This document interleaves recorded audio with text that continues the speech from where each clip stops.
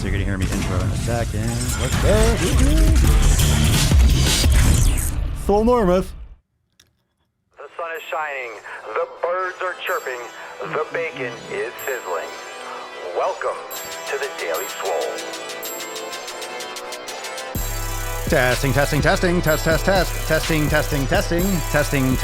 testicles.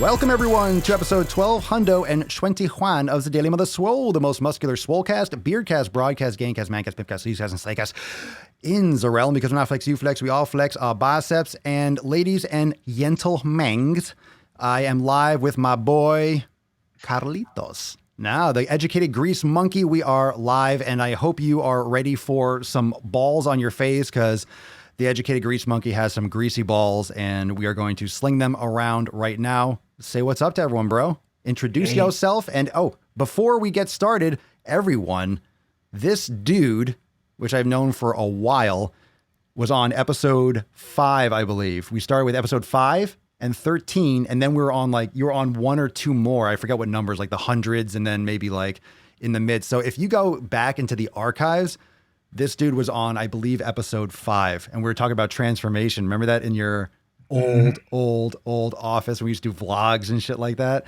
So yeah. So introduce yourself, a little bit of your background, and yeah, we'll shoot the shit. How's it going? I'm Carlos. I'm the Educated Grease Monkey on YouTube. And yes, I've been on your show from the very beginning. We dreamt about these days. We talked about these days. And I'm pretty sure I've been on your show more than 5 or 6 times. If you go back, I'm in the hundreds, I'm in the thousands, I'm in the single digits. I'm all over the place. But that's it. I'm here to talk. Thank you for having me, Always, bro. So, obviously, this is a little bit of a, I would say, an aggressive crossover, because you are a car expert. I don't want to call you a mechanic. You're much more than just like your average mechanic. We met originally, just to give everyone else some context, we met at the school that we both taught at. So I was teaching personal training, and you were teaching automotive technology. Yeah. See, that I don't want to say car stuff. You were teaching automotive technology. So you were teaching, as much as everyone knows that I taught people to be personal trainers, you taught people to be mechanics, to get certified, ACE certified, and all those sub and specialty certifications. And it's been a long ride, man, because you were there since the beginning. You know me. We both know each other long before the social media game and what you're doing now. So give people a little bit of a rundown from where you started with, I would guess, your career, because there's a lot of the discipline, consistency, and I guess long-term perspective that a lot of people here could benefit in terms of fitness and lifestyle, because you did what a lot of people couldn't really stomach recently. And you know what I'm talking about. So give people a little bit of a rundown of your history with your journey, and then we'll dip into the fitness stuff a little bit later. Okay, so let's start with that. I've always been into cars. My dad got me into cars when I was younger, so I've always been into it. And as soon as I got out of high school, I went to school and learned about cars. And not only just any cars, I went to GM school, so I learned about the GM brand. Chevrolet, Cadillac, Buick, GMC, all that good stuff. By the age of 21, I was a master tech, which means I have all the certifications. And shortly after, I want to say I was 22 or 23, I got a job teaching automotive, which is pretty crazy considering my age. That's where we met, and I did that for 3 years alongside you. We had a lot of good times and a lot of not so good times also. And a lot of lessons learned there. Always lessons, man. Still learning those lessons. Still learning. Yeah, absolutely. So I had a shop at the time too. Fast forward a little bit. I was tired of turning wrenches, really is what happened. And I quit my job. I started an online store. And that's when you and I started getting really close, both being entrepreneurs. And we did the first few shows. I started the Educated Grease Monkey YouTube channel. You definitely stayed more consistent than I did. You abandoned your people. I did abandon the channel. I put like 60 videos in or something like that. Say abandoned it. You never, I'm going to hold myself paused accountable. it. Yeah. Yeah. I was had fucking to. around though, but yeah. No, I did abandon it. It's what I did. Okay. And it happened because I had a lot of success with the online store. So in reality, it was a shift of focus and whatever. Fast forward a little bit more, online store wasn't doing so well. And, that educated grease monkey thing was always in the back of my mind that I wanted to do it. So I lived in Miami, not too far from you. And the opportunity just wasn't there to do what I wanted to do. So I had to, this was the hard part. Me and my wife had a conversation and she said, let's move to a place where we can buy land and we could do all the things that we want to do. So I went back to the dealer world and I became a technician again and I got a job and I buckled down for a year and I moved my whole family up to North Carolina so that I could save up some money and get myself a piece of land where I can work out of and do all of that. So 1 year later, I bought myself a piece of land that has a nice, sizable shop in the back where I can do all the YouTube videos I want and work on my new business venture, the GM Yard. And I quit my job about a month and a half ago, and I've been working harder than I ever have to make this work now. So, yeah, it's been a crazy past few years, last year specifically, but I'm excited. I'm pumped up. Big things are happening. And it's crazy how everything that I've been through has led me up to this point. It's pretty cool. That's what's interesting. It's like all the negatives, and this is going to be a great conversation for just life lessons and just experience, because everyone has different experiences. But when it comes to whether it's fitness, whether it's nutrition, whether it's automotive, it's really just fucking life. Like your passion, what you're interested in, what I'm interested in. A business is a business, whether you're selling like ball cream or you're selling, parts online. Like, it's just like where the technology goes, what you're passionate about. But the way like you backtracked, the way you went back to work, but it gives you perspective that's priceless. When we were working at the school and we were burning candles at both ends, we were completely drained.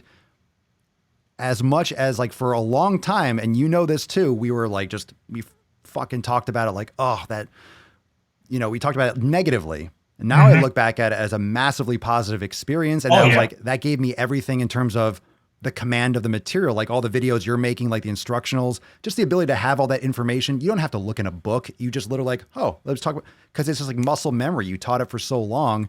And that's why I can do fucking 1,200 podcasts off the top of my head, just like talking about different subjects, because when you have a lot of real world experience. So how would you relate being a master tech? How would you know that, how would you explain the difference between what you read in a book and the actual like real life application? Because I'm sure there's a lot of similarities, or I'm curious about how, I'll read in a personal training book, like, you take your clients or your measurements, your blood pressure. Like they teach you how to do blood pressure, or in a book, they explain it. You don't got to take you're taking blood pressure as a personal trainer. That's horribly negligent. Like you have no capacity to understand how to take someone's blood pressure or accurately, or even apply that. Like it's just not necessary. So what's that? What's the rift, or what are the same similarities or maybe disparities between what you read in a book and how like an actual tech would put that into practice? Well, I think this will apply in many industries, but what you learn in a book is you can apply it towards how it is in real life, but there's nothing like actually being there. A perfect example is, let's say, I run into this a lot actually, because when I was in the dealership, I was training a few guys to be techs.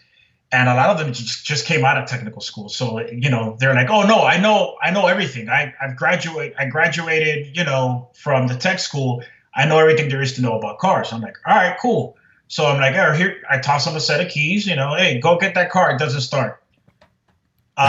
Okay. So, they'll be gone for like 2 or 3 hours. And then it's like, what's taking them so long? You go over there and they're looking under the hood. Half the car's taken apart in like 4 or 5 different ways. You're like, what are you doing? It's like, I'm trying to figure out. I know in school they taught me this, they taught me that, but he's wasting time. Like, the experience and the experience, period. To know what to do first, where to go, the exact things, they don't have it. So that needs to be applied. I would know right away, let's check the battery first, then we'll do this, then we'll do that. You can apply everything you were taught, but the book just tells you how something works. It doesn't tell you, it doesn't tell you how to use that information. You understand what I'm saying? Yeah. So when it comes to actually using the information, they're all over the place because they have that whole book in their head, but there's no. It's like having a map. Not like GPS where it shows you the blue dot where you're at. You know what I'm saying? It's just a plain map. Like, all right, now I got to figure out where the hell I'm at. You know what I'm saying? I feel like it's the same thing with just information in general. There's so much information with Google and anywhere that when people look up fitness information or automotive, you get all the information. And as an expert, you're going to be like, okay, you need this, you need that. Right. You don't need any of that stuff. It's like, I feel like that's what I'm going through all the time. Like, you don't need to worry about that. You've seen like the blood occlusion training where like you tie off your arm and you're doing curls. It's like, you don't need that to build muscle. Could it work? Could it have some benefits? Maybe in specific applications. But what's really, I'm looking forward to about this conversation is I equate the body to a car a lot. And I equate like different things in the gym, whether it's a Bosu ball, whether it's a dumbbell, whether it's a barbell, I equate it to being a tool in your toolbox. And I'm sure in terms of like what specific tools, that's your expertise, but there are some that you're going to use all the time. Like you'll use this wrench 99% of the time, and then everything else is like that 1%. But if you need it, you have it. Yep. So, which is like in the gym, like I'm not going to use a kettlebell for everything, but there's certain things where that would be an ideal thing to use because of X, Y, and Z. Absolutely. So it's like knowing what to use, when to use it, not just like, hey, I have all this information. Let's do every exercise in the book. Let's use every tool in the car. It's like, well, half these things don't even go for an American car. It's like, why would I? I'm not going to use metric, whatever.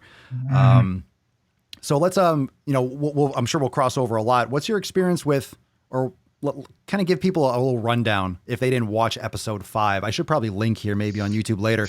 Episode 5, those episodes are going to be on the main Swolenormous channel because I didn't shift over to the Daily Swole channel until like 700 or 800s. But we were on episode 5. We were on starting. Episode 5. It was called Transformation. It was called Transformation. You're going to see a much bigger version of me. That's dude, you're a lot. I was just thinking that when I was about to say it. Like, you're a lot leaner than you were. Yeah. I'm not as lean as I'd want to be, but as far as my fitness journey, I just changed the way I perceived food completely. I used to just be about convenience. I mean, I've said it in this show a few times before. Like, the diet for me, it's not about. I mean, yeah, I like the taste of certain foods, of course. Who doesn't? But it was more about convenience. I would literally eat the same thing every day. The only difference was that what I was eating was garbage because I picked it up at McDonald's or Burger King or whatever the closest thing to me was.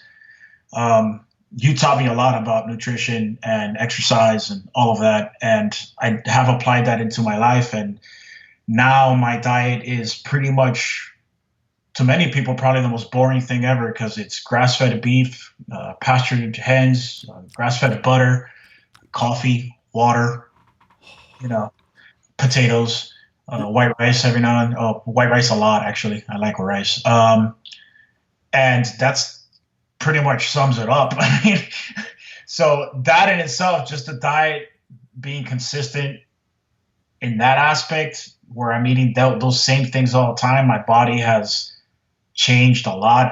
I've been able to maintain weight for the longest period in my life. I'm not exactly super slim, but I'm for my body, 220 is pretty good. And I'm at the 220 and I've been able to stay here for about 3 years. And that's abnormal for me. Any other time in my life, I would fluctuate. I'd either lose an insane amount of weight, right, just gain it all back. And that's because there was no consistency. It was always either eating crap or starving myself, And now that I've kind of figured a diet out that's good for me, doesn't cause inflammation or anything, I'm able to just stay stable. And then when I do want to lean out more, I just got to focus more on my exercise and it, I don't know. I just kind of have it all figured out. I know my body really well at this point. The repetitions are huge in terms of eating the same food. a lot of people, I mean, that's been proven when you eat the same food regularly, like actually the same foods, not that you want to get enough nutrients, you want to get enough variety and enough, vitamins, minerals and stuff. But if you're more consistent in your diet, you're less likely to overeat because your palate just kind of gets, you're not looking for those stimulations. If you're going super salty and you're going junk food, and you remember you go for chips or you go for this, you go for that, you're always going for those kicks, and you're going to overeat because you're just going for those processed, like short-term, like spikes. Yeah. And then when you're eating regularly, that's a huge thing. So I think a lot of people have issues because they're going for, to be honest, too much variety. They're going for too much variation. That's where they're going salty and then sweet and then back, and then their brain is kind of getting jerked around a little bit, and they tend to overeat just because of flavors. But if you're eating really, really, really consistently, you're less likely to overeat. And I have that experience you did, and that's pretty much proven that you're going to not search out for those like stimulations and those kind of like oral jerk off moments. Absolutely. One of the things that I've learned after eating quality food, which is really, it's not only just eating one thing, but eating quality stuff, is that when you do eat crap, you feel like crap, and then it doesn't even fill you up like the good food does. Like if I decide I'm out on the road for some reason and I just can't get to my usual food, which it'll happen, I'll go grab like a sandwich or something just to get me by. Dude, I'll tear that sandwich up. I'll be like, man, that was a good sandwich. It's been a while. Not even an hour later, I'm like, I didn't even eat it at all. It's like my body's like, what is that crap? It doesn't even know what to do with it, like, I don't know. It's one of those things. But do you do fasting? Do you fast? Do you ever done that? Or I did try it. Yeah. I tried to do 16-hour fast. It was way too much. Yeah. By hour 12, 13, I start to get like a moody bitch. There's no way around it. Like, my wife calls me hangry. She don't even talk to me. Like, so it's just not worth it to me. It literally affects my persona. I'm good. So I have done 12 hours, but I'm not a happy person when I'm hungry, So it's just finding that, so I stick to I do breakfast, lunch, dinner, and I don't go outside of that, Yeah. I've been kind of doing that, actually. People ask me, do you do intermittent fasting? I don't think of it as intermittent fasting. I mean, if I'm hungry, I'll eat. But usually when I get up, and I'll start doing something. I mean, I'll have coffee. Maybe sometimes I'll have bulletproof coffee. Sometimes I'll have black coffee. Like right now, I'm just drinking black coffee. But I'll get to work, and then I'll go work out. I don't want to have a full stomach. I might have like a sweet potato. Then I go to the gym. And then I usually just only eat like a meal. When I eat most of my calories, it's later in the day. I usually only have, when I'm thinking about it, it's kind of like one long meal. Like later on, I'll just eat a bunch of calories over the course of like a couple hours. Like later on, I'll just make a ton of food later at night. And it's kind of like out of just convenience because I'm here. I'm not going anywhere, which is a whole different case. You remember when we worked at the school, I would bring a cooler. And this is great to have like you here for like, because I tell people these stories and you actually remember what I was doing from like a third person. But I would bring my shit. And it's like, if you want to eat properly, you bring your food. Remember what everyone used to, I mean, that's when you were eating whatever too. Yeah. Dude, we used to talk shit about, like, not like in a bad way. You were a fit shamer, motherfucker. You fit shamed me. I was definitely fit shaming you. And we would give you shit. Look at him with his cooler. Oh, what are you going to eat today? Cabbage? Like stupid shit. Yeah. No, for sure. We give you a hard time about it. But in respect to you, like you took the shit and you just did what you had to do, Good. It's funny because we talk about all the time. I always ask people, how many of you get shit? Because you've probably heard some, you've heard some, like, you've seen some of my content, like at least my thumbnails. I know you're busy as shit. We don't really watch all that we each other do, but fat shaming, body positivity, fat acceptance. And there's a lot of, I always talk about fit shaming because that's a real thing, but no one that's fit complains. I'm not like, they're making fun of me. I'm like, I don't give a shit. It's like, cause I know what I'm doing and I know what I want to do and what I'm doing it for. And then it's like, that's a real thing. We just don't complain about it.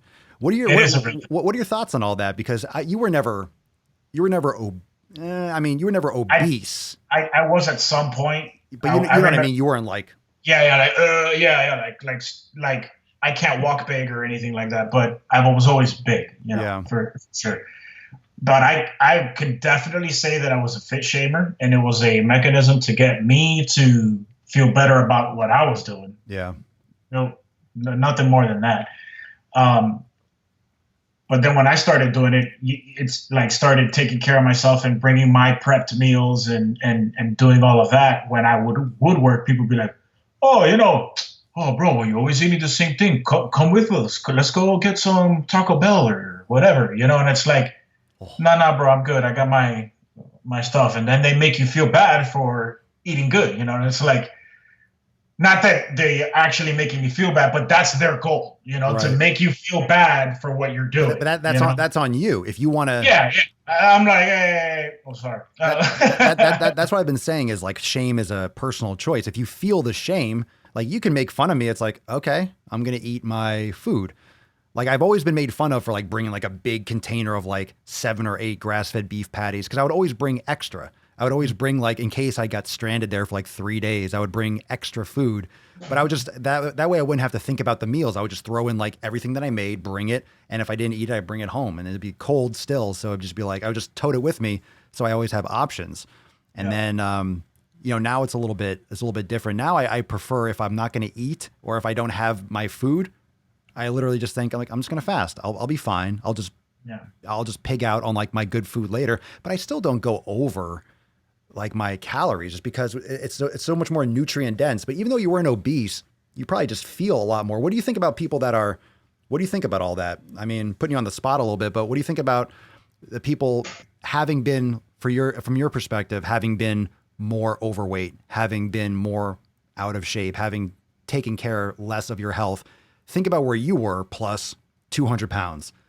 Why do you think, or what are your thoughts about this fat acceptance, this kind of like push to accept people that are plus sized, not from like a, be mean to people kind of way, but what are your thoughts on that whole kind of trend that I've been making so much content about? Yeah. The whole fat acceptance thing. I honestly don't get it. I get the idea. The problem is that I've been reading some of the comments between you and I started following Michelle and Alan, yeah. And what's this kid's name? John. John. Yep. Mm-hmm. So I'm following them all now, and they're always on the topic. So I know, I'll go through the comments and I'll see, and it's pretty crazy. I mean, again, it's almost the same thing when we were doing the fish shaving, right? It's like I feel bad about how I'm doing, and it's easier to type some words on the internet and make people to believe that what they're doing is wrong than it is to actually be in charge of my nutrition and do what, I need to do to be healthy. So honestly, I think it's just them being lazy, and I just don't get it. I don't know how you can think that being that fat or obese can be good for you. Like you struggle to go upstairs. You know what I'm saying? Like if we were in a zombie apocalypse, y'all gonna be the meatiest of them and the slowest. Guess who's gonna get eaten first? All right? Like run. What does it say? Like if you're getting attacked by a bear, you don't have to be the fastest. You gotta be faster than the last guy, right? The last guy. As long as you're not the slowest, you're good. I don't have to be the fastest. You're gonna be faster than that fucking guy. That's it. Yeah. I don't get it. I mean, the movement is tough. I mean, you have a very physical career. So if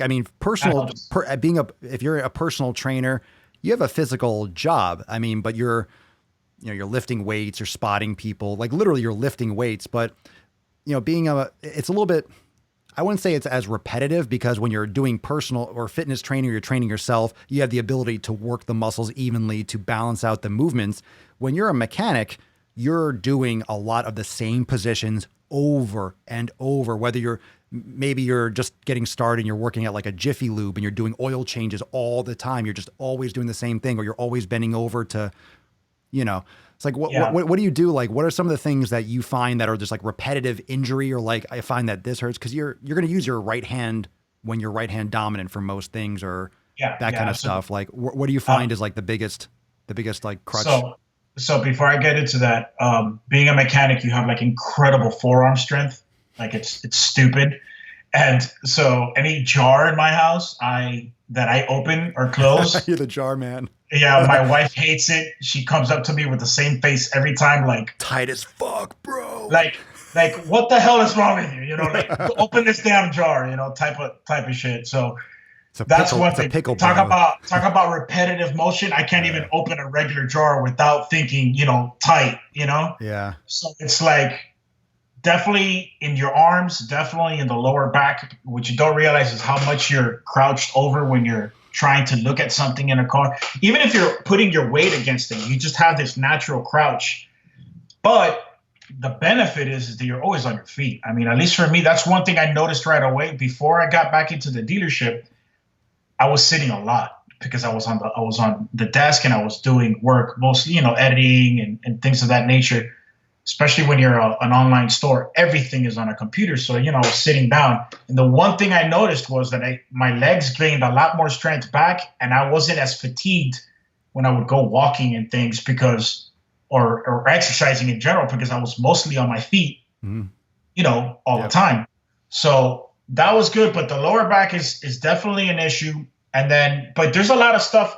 Lifting heavy things is a problem too, especially when it's done incorrectly. But over the years, I've learned how to lift things correctly, utilizing my legs and stuff. So, you know, I've learned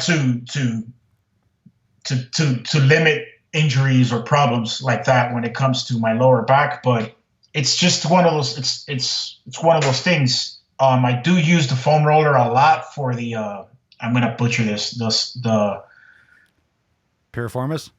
Thank you. There you go. I saw you purse your lips together. I'm like, yeah, exactly. So, because we talked about, I knew you had sciatic issues, right? I had a lot of sciatic issues, and my hamstrings are still ridiculously tight. I don't do as much yoga as I should. That's definitely it. But how is that with, like, because you're again, like, you're, you know, being super physically active. I mean, that's obviously a continuing struggle or challenge to have the energy, quote unquote. Oh yeah. to exercise after, like, you're going to do all that stuff all day and then go lift. So, I mean, it's almost like probably do it first or don't do it. Yeah. For me, I know I worked with guys that would go after work. I still don't know how they do that. I really don't. Yeah. When I was working out and working, definitely my workout schedule was way shorter than what it is now. You just don't have the energy. When you're putting 50, 60 hours a week into something else, it's hard. It really is a lot harder. It's not an excuse. I still would go 3 times a week. You know, like, I still made an effort to go, but it would definitely have to be before work. There's just no way. You're beat to shit when you're getting out of there. It's also different now, because now that you have your own thing, and I've noticed that since starting Swolenormous, because, you know, it was like, even with the job, it was, my fitness was number one. Like, I would get my workout in and that was it. Now, because I'm putting in so much more time, I subtly had that shift where it's like, I realized I'm putting more of my priority towards doing content and editing and this, then going to the gym. I'm like, I have to pull back and make sure I'm getting mine, because, not to be a hypocrite, but just because I love working out. But you're doing it because you love it. You're putting in extra hours because you enjoy it, and it's yours 100%.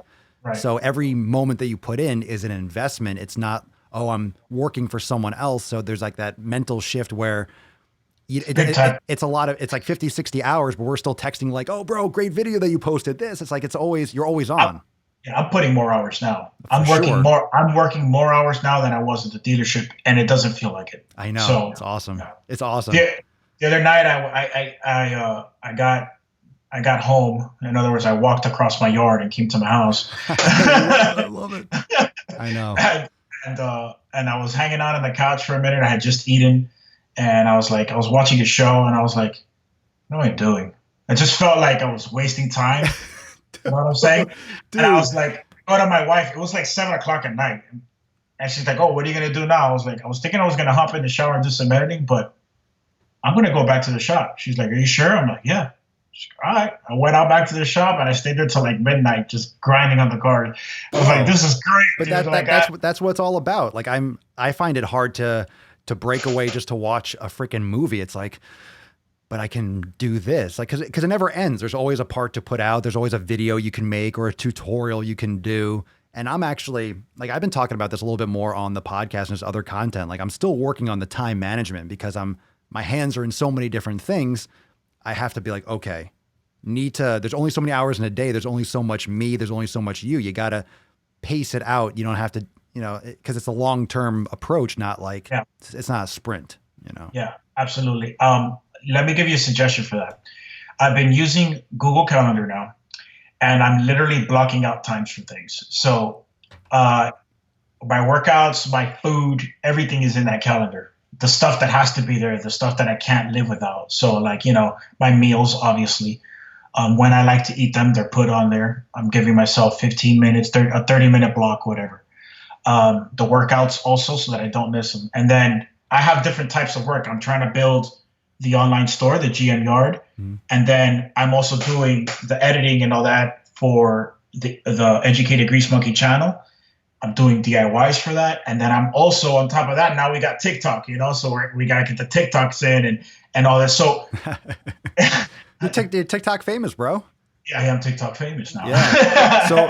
So for everyone, I put it in the description. I don't know how many of you use TikTok. So the EGM, THEEGM, just one thing on TikTok, and of course I'm at Papa Swolio. So yeah, you had a little. You're popping over there, man. Yeah. It's good shit, man. So what you do is if you got something you got to get done, just block out the time, put it in the Google Calendar and follow it. I literally every morning when I go into my Google Calendar, even though I feel like I know what I'm going to do, I block the time. Like this is time working on the cars.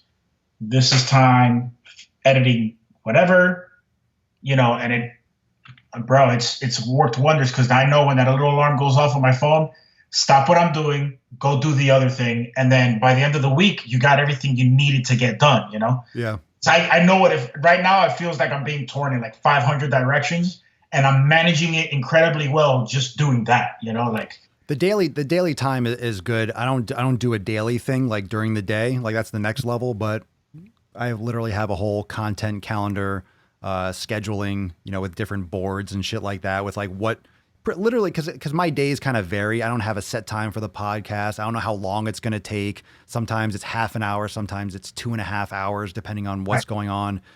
For me, it's a lot of like late fucking nights. And I talk about sleep all the time on here. And I'm very transparent. I'm like, I'm telling you all to sleep. I'm not saying I'm getting perfect sleep. But what's your personal experience with that? Because for when I'm doing so much content, like I got 3 fucking screens, I got everything going on. So, a lot of blue light, you're doing stuff at a certain time. I turn it orange and I do all that stuff at night. But sometimes things just have to get done. I'm up late and then it's like, fuck. Cause I can stay up till 5 a.m, no problem. Like it's crazy. Like I don't get, I'm tired. I'm just like that adrenaline. Okay, so I've always been like that. So it's like if I want to go to sleep early, I have to force it. And then it's, okay, but maybe you just don't need as much sleep. Like I know I need sleep. I need 8 hours. I'm a fucking cat, bro. I could probably go for 12 every day. I'm sure. Okay, you probably could go, but have you ever tried to figure out like how much sleep your body actually needs before you're miserable each day? Have I tried? It's not. That's like, hey, yeah, it hasn't been elimination diet. That's something you need to do. It hasn't been. I don't have the consistency to be able to test that accurately. But I figured it out. I mean, what I've done is got off my own back about it a little bit more in the sense that I'm not stressing out because I think there's a big misconception about time. It's hard because I like getting up early, but I think there's this classic idea that if you don't get up early, you're lazy. And I've had that built into my brain for a long time. If you don't get up at 6 a.m., you're not waking up because my grandfather used to get up at like 5:30, 6 o'clock every day.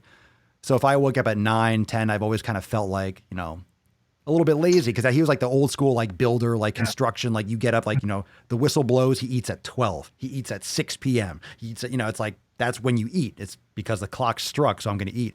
So that kind of regularity, I just don't literally, But you don't need that. Literally have it. No, of course not. That only works when you're like, you have a schedule that you have to follow. You don't need one. But no, like I said, if you block out the time, For sure. Like, this is your time for fucking sleep. Oh, but I get it. I make sure I get enough. I don't like burn it. I don't get like 3 hours anymore. Dude, remember when I started, I'll go to sleep super late. I'll go to sleep at 4, get up at 7. But that's because I still had clients and stuff. I don't do that anymore. So if I go to sleep late, I make sure I get my sleep. So that's the one thing that I do. But I've learned what's interesting is that I am super, super, super, super creative late at night. So when I'm up late, I have amazing ideas. I have amazing so that's what I do. I always feel like if I'm going to sleep super early that I'm missing some of that creativity because I'm not as super sharp first thing in the morning. I'm not going to wake up and be like, cool, let me get all creative. I'll wake up and I'll go to the gym, which is great. I get it done early, but then I'm also, you're like, of course you're wiped by the end of the day. So I think it's more about like what you're doing when you're awake rather than like what time you get up. So as long as you're maximizing, especially with social media stuff, when you can for me, like when you can make your own schedule for you, it's a little bit more. Yeah. There's 24 hours in a day, dude. You don't need to fall. It doesn't have to be, I have to put in my work because the sun is up. It doesn't, especially when your work is on the computer. It's one thing if you're a construction worker or something, but you're not tied to any of that. As long as you're getting the sleep you need to keep you healthy and you're getting the work done, it doesn't matter the hour it's getting done. Bro, you're not tied down. So many times I'm like taking a shower. It's like 6 a.m. and like the sun's coming up and I'm kind of like, and all of a sudden I'm just like, washing my face or something in the shower, standing there, just kind of like, oh, I feel so good. I'm kind of like zoning out. And all of a sudden, holy shit, that's it. Cause I'll just think of something. There's like, and people are in the comments right now are saying all my best storylines pop into my head at 1, 2, 3 a.m. I just feel like, I don't know if it's like that, maybe that natural like drug release where you're kind of like, like tripping balls because it's late and you are really tired. You just don't recognize it. But then you have like that kind of, that idea. Yeah, no, I get what you're saying. I get what you're saying. It's kind of like a comedian when you have like a joke, like, oh shit, I got to write it down, or a good idea. You write it down. Right. I'm like, oh fuck. And I come and I write it on the whiteboard. And sometimes the next day I'm like, the fuck was I thinking? Like, I have no idea what I was talking about. Sense. It makes no sense. I'm like, well, that wasn't worth it at all. But yeah, so it's interesting. I just don't have that natural, I don't know. I've tried forcing myself to get up at a certain time, but one night late, it throws off the whole thing. And it's just never been, I've always been a night person in that sense, just because it's easy to stay up late. Some people can really they get tired and they're like, oh, I can't stay up. I've never had that problem. So it always kept me on like an off schedule.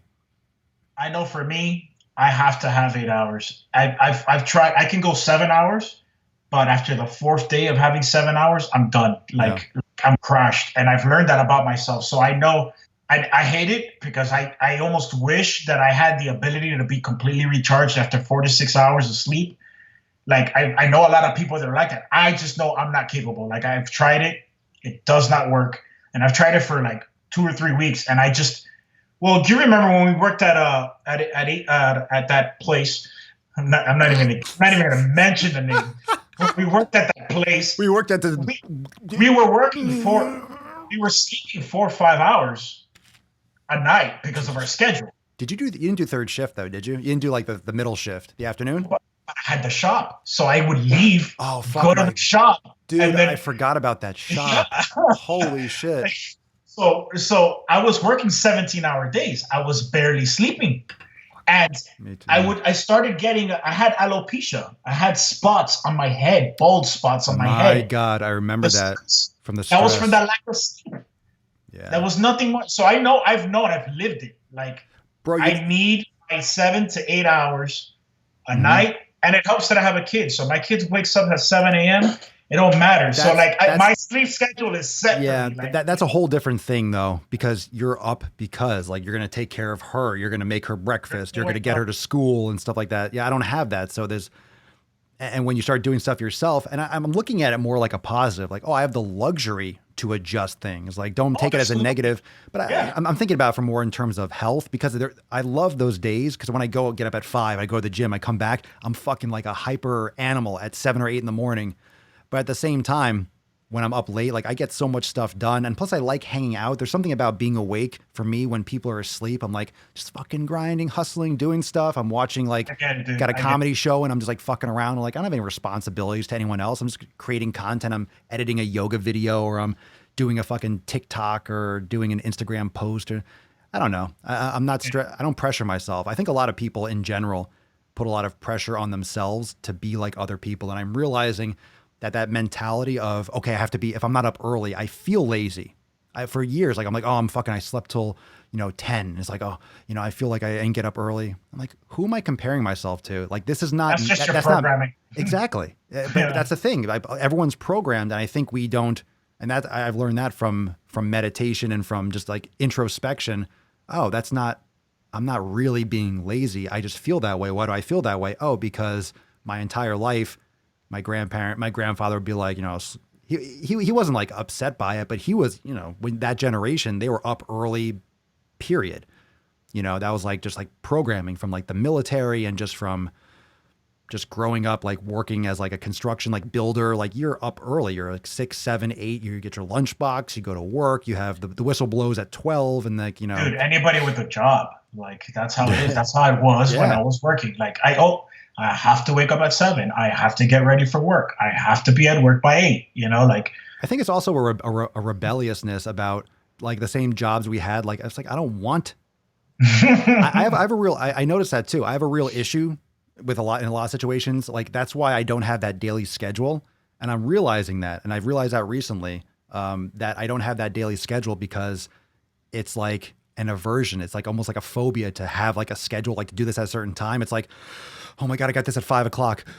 Because I'm just, I'm so scarred from having training appointments to having to be at a certain place. It's like, I don't want a schedule. I want it to be just fucking whatever I want. Like, oh, cool, I'll go here. Oh, cool, I'll go here. It helps. Yeah. So I've learned that I have like little bookmarks. Well, I'll do a yoga class at this time and this in the morning. So at least I have things that keep everything else regulated because I have to do this before that, X, Y, and Z. But yeah, it's weird. Yeah, someone just mentioned the early bird catches the worm. I don't know, man. I catch the worm. I catch the worm before they go to sleep. I break in their house. I break in the worm's house at night, and I fucking kidnap the worm. I mean, hey, if you're a hunter, you can hunt in the morning or in the afternoon, right? Sunrise or sundown. Dude, early bird's not getting that worm. I already got it. Ripped it out of its slumber. Fuck you, worm. Just SWAT team that shit. Here we go. Well, in Australia, we catch the earworm. The Daily Swole podcast, the earworm. Fucking your ear holes. Oh, shit. Yeah, mate. No, it's not. But it's different. It's so unique having, I mean, because, all right, you weren't obviously the same. It wasn't the same kind of position like a personal trainer, but kind of like that. You have an appointment, you have a car coming in, you have a job, you complete that, you do the next, or you had your own shop. So it's almost like having clients.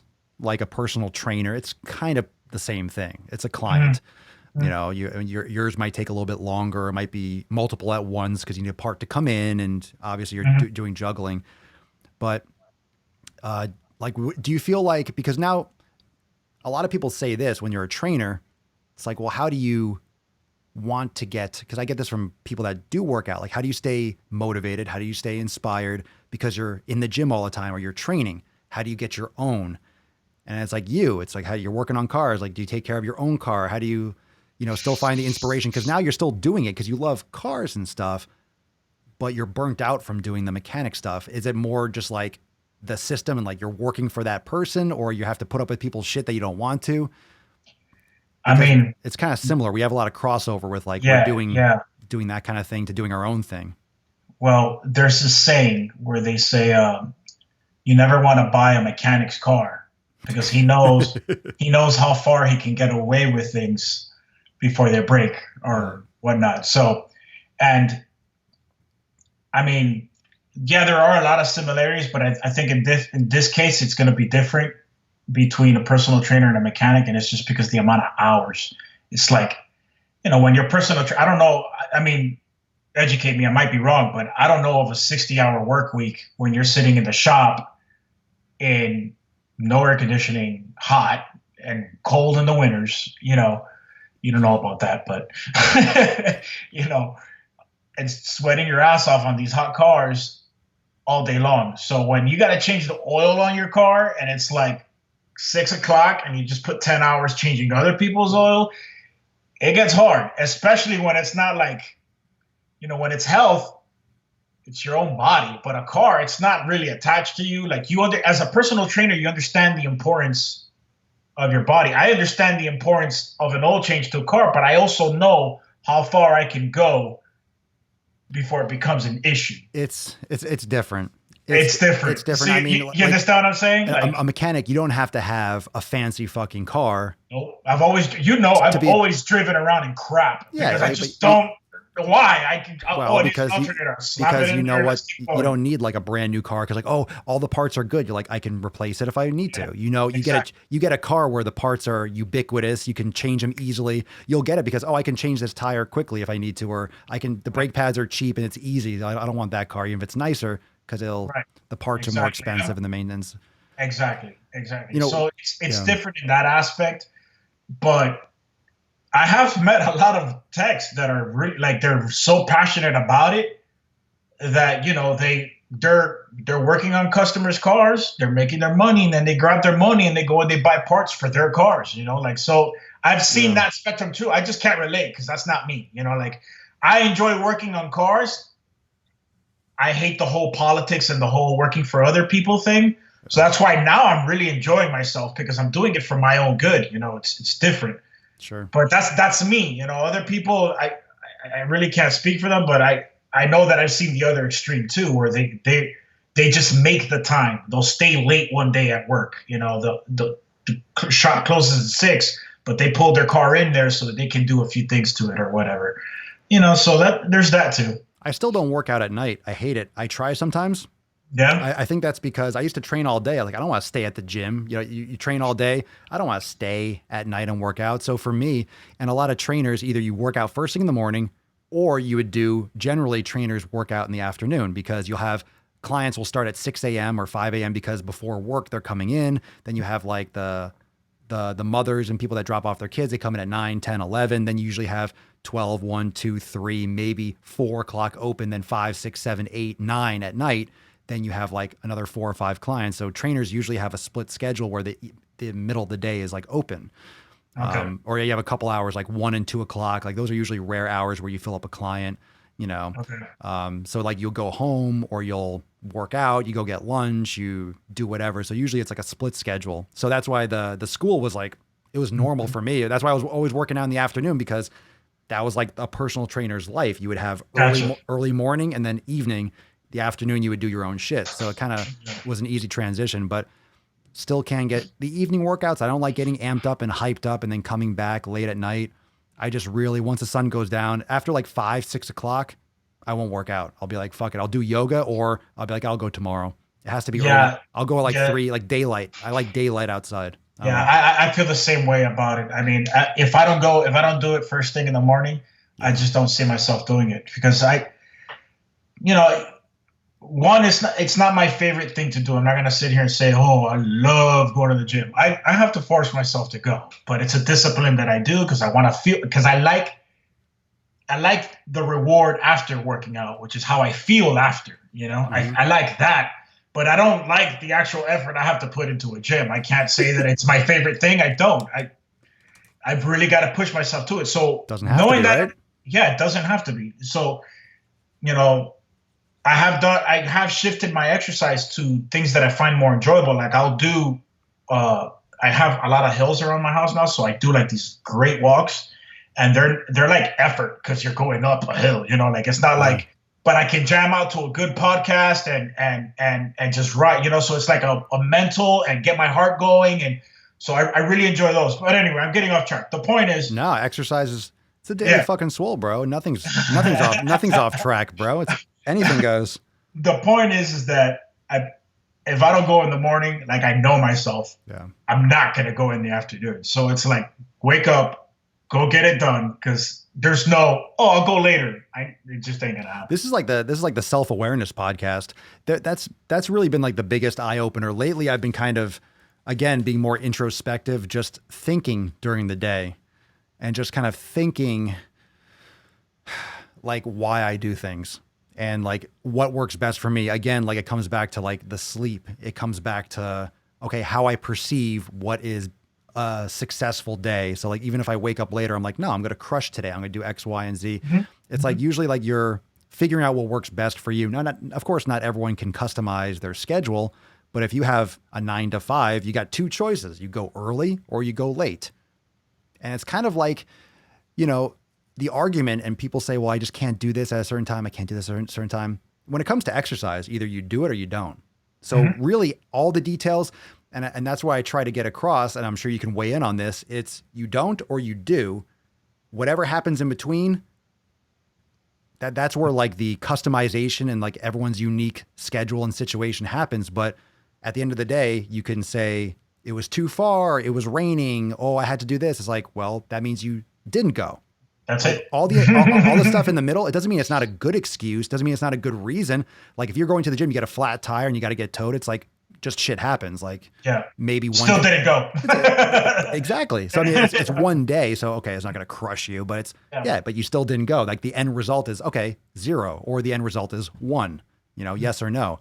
So it's like kind of if you simplify it like that. Well, did you go? No. Okay. Yeah. Like whatever else happened is like, you know, it's like you don't have to necessarily lift. You could go do yoga or foam roll or something like that. You know, I'll tell you what though, if you actually put effort into going, and let's say you make it because of life, you only do make it 3 times out of the 60 you attempted to go, you're gonna feel much better about yourself after the fact. You know, like you're gonna feel good about it. You're gonna be like, well, I got a flat tire, but I did go these days, so you know I'm all right.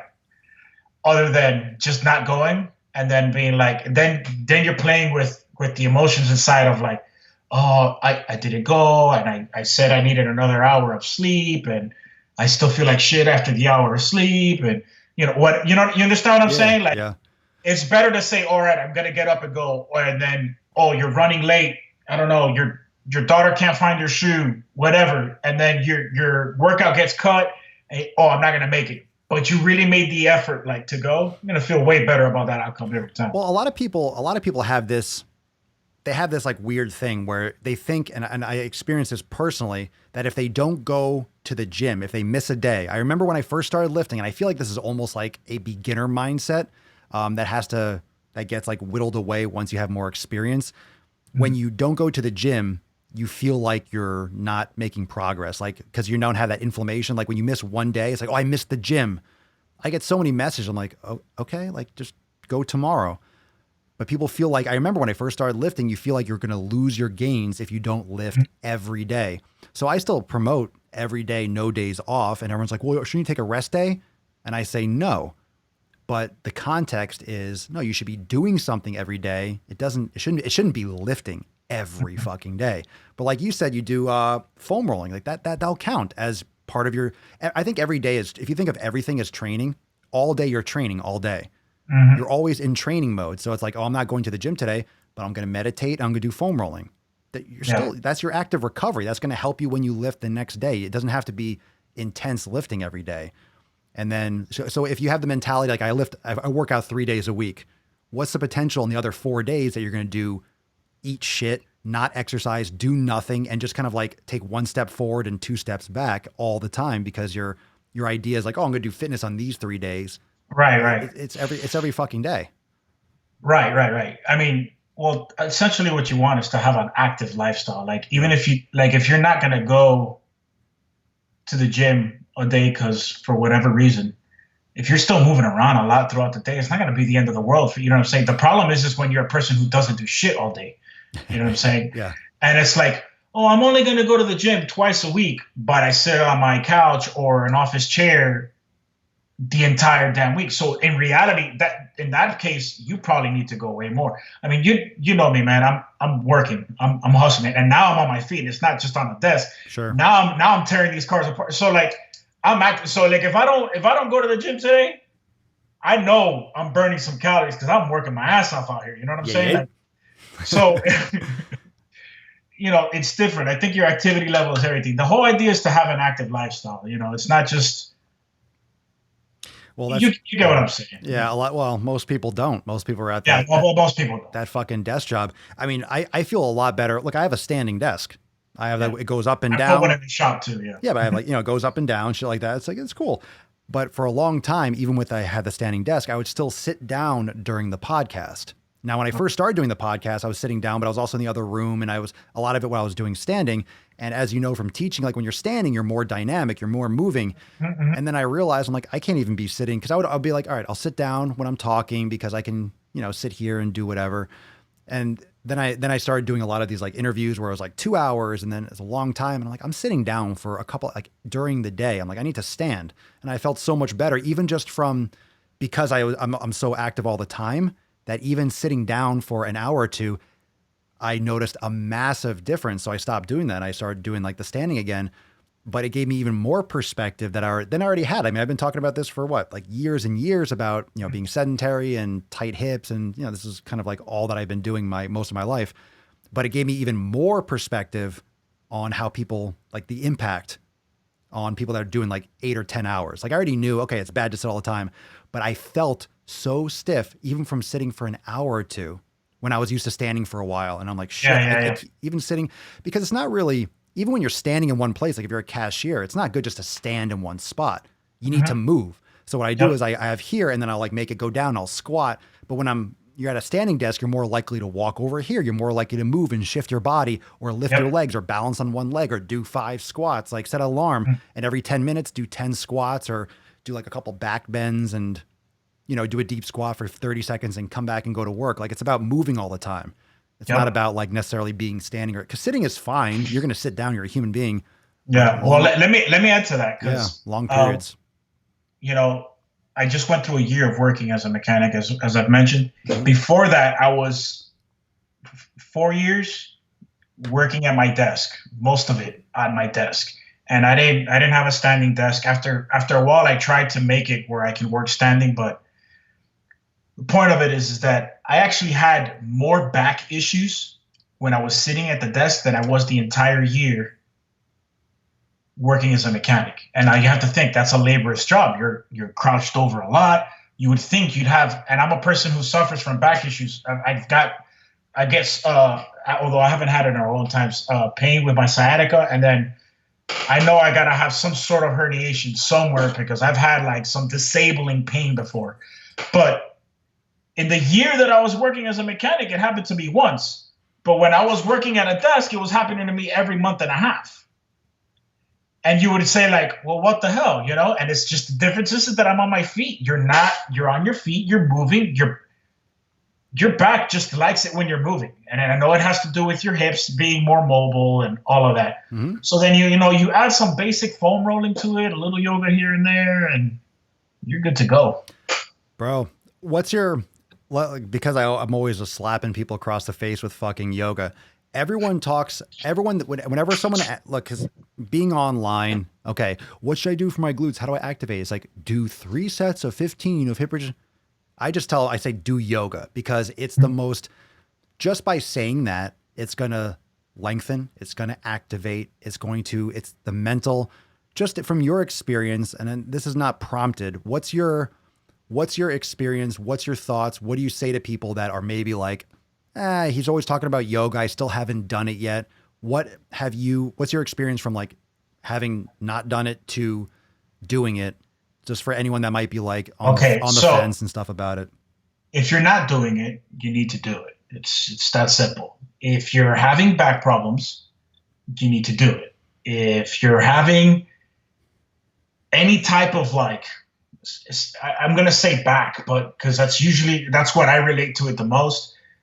But most people have back problems, so it's good. Most people have back problems. Yeah. It doesn't matter where it's at either, lower, middle, like. You're going to be astonished how good your back is going to feel once you start. And it's literally going to take 2 or 3, yoga sessions. Like you're going to instantly start feeling better. And it's just, you don't activate certain parts of your body all the time, no matter what you do. It's impossible. There's too much shit going on. Okay. It really is. And when you start doing it, it's hard. The first day is always hard. Even now, like I did do it recently, so it's not accurate. But before then, I went through like when I was moving and all that, there was like a good 2 or 3 month span where I just didn't even look at a yoga stretch or anything. I wasn't stretching at all. And I got really stiff. Like it just got stiff. So I started yoga again, and I got everything was like hard. Like it was like it felt like I hadn't been doing yoga in ages. Like I can't believe how just do it. And I'm not a person that says I do yoga 4 times a week. And then I do the stretches that matter to me, the ones that benefit me the most, the places I need work, like my hips. I do a lot of concentration on the hips for me. And I do my mid back a lot, and I just stick to. I love your Swolega. There you go. The shorter ones, like the 20, 30-minute ones. Yeah, they're great because it's to the point. Yep. It does what I needed to do, and it's 25 minutes. It goes, man. 25 minutes is nothing. You will waste time on Instagram. 25 minutes like it's nothing. Okay, like you won't even see that. Tell me and about it. You do it and you feel great, man. Like for me, I'm always gonna go with the back because like I've literally been at points where my back is hurting me. I can feel it. It's nagging, and I'll go and I'll do a few yoga stretches, and in 2 days I'm better. My wife even knows it. She goes, "Oh, your back hurts." Hit the pigeon. Yeah. Pigeon pose, something like that. Yeah, pigeon pose is one of my favorites. It really does open up. It helps me out like crazy. If you're not doing it, especially if you have back problems, and don't tell me, oh, I have herniation of this and all that. I'm pretty sure I have a herniation because it's not normal for you to turn your neck and then all of a sudden have your like back go out on you. And that's happened to me. So I know I got like actual issues. Okay. I haven't gotten them done, like diagnosed by a professional, but I know that the yoga helps me. So I can tell you from my perspective is that if you got some sort of discomforts with your body, try yoga. You're just going to be stunned. You're going to be like, I can't believe it's just crazy. My ribs were feeling funky. I thought I had a kidney stone because everybody here gets kidney stones because they drink too much sweet tea. That's like a North Carolina problem. So like, I swear when I went to work, everybody was like, I was like, oh yeah, I just had a kidney stone. It was my 7th one. That was actually my boss. Jesus Christ. I was like, 7 kidney stones? I'm like, so you gave birth 7 times is what you're telling me. Gave birth out of your dick hole. Yeah, exactly. And then fuck. 2 days later, he's got a freaking sweet tea this big. And he's like, it's like, you don't learn. 7 freaking times and you still don't learn. I haven't touched a sweet tea since I got here. I'm like, I'm good. I ain't trying to, but anyway. Jeez.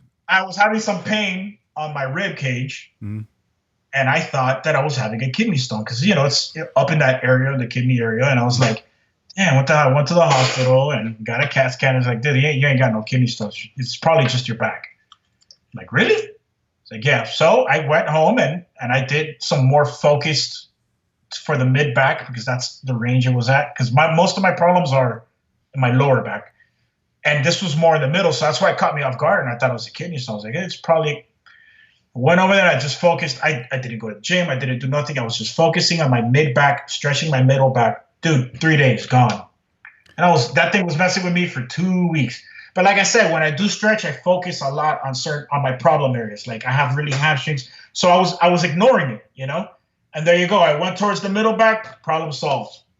Yeah, what's interesting about yoga. And you learn this from like just practicing it, how everything is connected. You notice how like when you release your hamstrings and you work on your hips, how it make your back feel better, and you work on your middle back and it makes your lower back, because it's all related. If you have, an imbalance at your hips, it's going to affect your back, it's going to affect your knees, it's going to affect your neck, depending on the actual issue and where it comes from. With like with the Swole, like what I do, and for those that don't know, that's the section inside Swolenormous X that I teach. And my approach has been 20, 30-minute classes mostly. And then we have the other section, of course, with like 60-minute classes and also the Swollen 7, which are 7-minute mobility sessions. But when I teach yoga, it's like, that's why I like to teach certain ones, because I'm not the most flexible person, most mobile person in the world. We have yoga instructors that are more mobile and flexible than me, which is fine. They're going to do longer sessions. But when I do my own flows, it's like specific ones that I feel tight with, which is very common for most people. I think that's where some yoga classes miss. You have a yoga instructor teaching yoga, which is great, but then everyone, when you're really mobile and you're teaching someone who's less mobile, you really have to be more in tune. And there are great instructors out there, and we have them inside X, they're more like, they address where people are normally tight. But it's like any kind of personal trainer. You'll have a personal trainer, and you've heard these stories where someone like, loads up, let's see how much you could do. You max out like the first day and you train people too hard. And a lot of people go to yoga class and they'll fall on their fucking ass. It'll knock them out. They'll be ridiculously sore. They're sweating. They're shaking. They're like, I'm not good at yoga. And they stop. And it's like, there's no good or bad, because even if you do it all the time, or I do it all the time, every day, some days you're going to feel super tight. Some days you're going to feel more loose, like, whoa, I'm touching the floor. And other times you're like, oh my God, I must have slept wrong, which is literally what it could be. Or you're a little dehydrated and your back is tight. It could be that you need water. And that's it. But it's like, but the idea that you're bad at yoga, that's what keeps a lot of people like, oh, I can't do yoga. I'm not flexible for shit. That's the whole point. You do yoga. Yeah, I'm not good at yoga by any stretch of the imagination. But there's no such thing. There's no such thing as being bad. It's to get the. I mean, I don't know. It's for a purpose. Like, it's got a reason. Like, like if you're doing it for your hips, like you said, it's for the tightness and all that. And being in a yoga class, because I've been in them before, it's a lot of, especially for people who aren't comfortable in their own skin, it's a lot of social pressure being in a yoga class. Because you will have some pretty beautiful looking people around you sometimes, and they're doing like these incredibly amazing positions. And if you're going in there like a noob or somebody who's just really tight all over the place, and then you go in there, it's a very discouraging feeling. I know, because I've been in that situation before. I felt 100% about myself. And I know that it can be like discouraging. So, maybe that's not your best. If you're a type of person who doesn't like to be in that type of social pressure, that's not your first way. That's not your way to try yoga. You should probably try like a class, like a video or something, and try to do it, in that fashion, rather than putting yourself in a social environment. You understand what I'm saying? Swolenormous X, bro. Of course. Yeah. No, but there's tons of videos, and for anyone that's listening or watching, we have a full yoga studio and all that in Swolenormous X. You can check the site, but there's also videos on YouTube. Like, there's no shortage of there's no shortage of free content for exercise, on how to do a bench press, on how to do a yoga flow. There's sample yoga flows. The most important thing is the perspective that it's like playing the piano. If you sat down at a piano, I always use this example. I don't know why I always pull a piano up, but if you sit down at a piano, you're going to be like, what the fuck do I do? Same thing with yoga. It's practice. That's why it's called a yoga practice. But I like to relate that, like, your thoughts on this too, because I've been using the term practice with everything. So there's nutrition practice. There's lifting practice. Like, every time I go, I'm practicing lifting weights. I'm not even though like I've been doing it for a long time. I think the moment you think you're just, we use the term expert. I'll say fitness expert. Yeah, relative to the average person. But when you think yourself that, oh, you're an expert, then you start getting to be like, I know everything. I'm perfect at everything. Like, I could, dude, I mean, I don't have a spotter. I don't train with someone. Like, I'm sure some, movements, I'm sure I could probably do a little bit better if I had someone, no, focus here. Oh shit. Like, you just don't realize sometimes what you're doing, which is why they're mirrors, not to like flex and look at yourself. It's to make sure that you're not cheating when you keep yourself honest and stuff. Same thing with nutrition. It's like it's just practicing every day. You get better at it. You learn how to prep your meals. I wasn't good at cooking and knowing what I should eat and knowing how to bulk and do everything. Literally my first year in college, when I was like, because I moved, I went to college, and I was like really just fresh into like, I want to lift. I was so excited. And I had my schedule, and you're not at home. You're not with your parents. You have access to a gym. I could walk to the gym at the college, and it was fucking amazing. So I would go and I would do cardio at 7 a.m. for like an hour. I would do like elliptical machine, and then I would lift for like 3 hours later in the day, and I would eat salads and chicken salad, and because I'm gonna get fucking big and ripped. I got skinny and shredded. I'm like, well, this didn't fucking work. So I left college, and that summer, it was 2002. I just literally went all in. I bought every like Flex magazine. I learned, okay, these bodybuilders eat small meals and they caloric surplus and they just eat. So I literally copied workouts, and I did it, and I changed my major to exercise science. I went all in. And then I fucking gained like crazy. But it's like, you have that ability to, like, just. And how long did all that to learn take? Yeah. How long did all that take for you to become an expert at that point? That point? I mean, no. I mean, I put on weight, I put on size, but I wasn't an expert at all. I'm still learning, because now it's 20 years. And I've been lifting heavy for all that time and like different periods, like when we were working long hours and I like lost a lot of muscle mass and just, you're burnt out, you're exhausted. So now my approach to training is different than it was. Like I still lift and I still lift heavy relative to a lot of people, but I'm not trying to bulk. I just don't have the energy I want to put on 5 pounds. I just really don't care. I just can't, you need to really want to do that. It's not like, oh, I'm just going to casually put on 5 pounds of muscle. That has to be like the goal, and I have to be measuring. And I'm like, I got way too many things to focus on. Yeah, I hear you. Well, funny thing is that this is actually a conversation that I've been having with my daughter a lot recently, because she's 8 years old and struggling a little bit with school. Third grade is a big jump from second grade, apparently. So she's a little discouraged, and it was one of those talks. And it's funny that we bring it up this way, because she's 8 years old. I have to teach her everything in life. So she doesn't know that it takes work to get to anything. So I'm constantly teaching her, you're going to suck at it now. Just keep practicing. You'll get better. And I constantly preaching to her, practice, practice, practice. She kind of has this attitude now where she's not scared to try things, because she knows, I'll get better over time. Right. She's learning that also with dance and all of that. But it's funny how we're here talking to grown adults and we got to tell them that you need to practice. It's like, we're still children. You're still learning. Nobody knows everything. And I used to say this to my students a lot, especially in the automotive industry, because you would find guys or mechanics, right? And they would come up to a car and hear whatever noise it's making, and they'll be like, oh, that needs an alternator. And then it's like, they go in, they change the alternator, and it was a good guess, right? Or whatever. Sometimes they fix it. Most of the time they don't. But what happens is somebody will see that and be like, oh, that guy knows what he's talking about.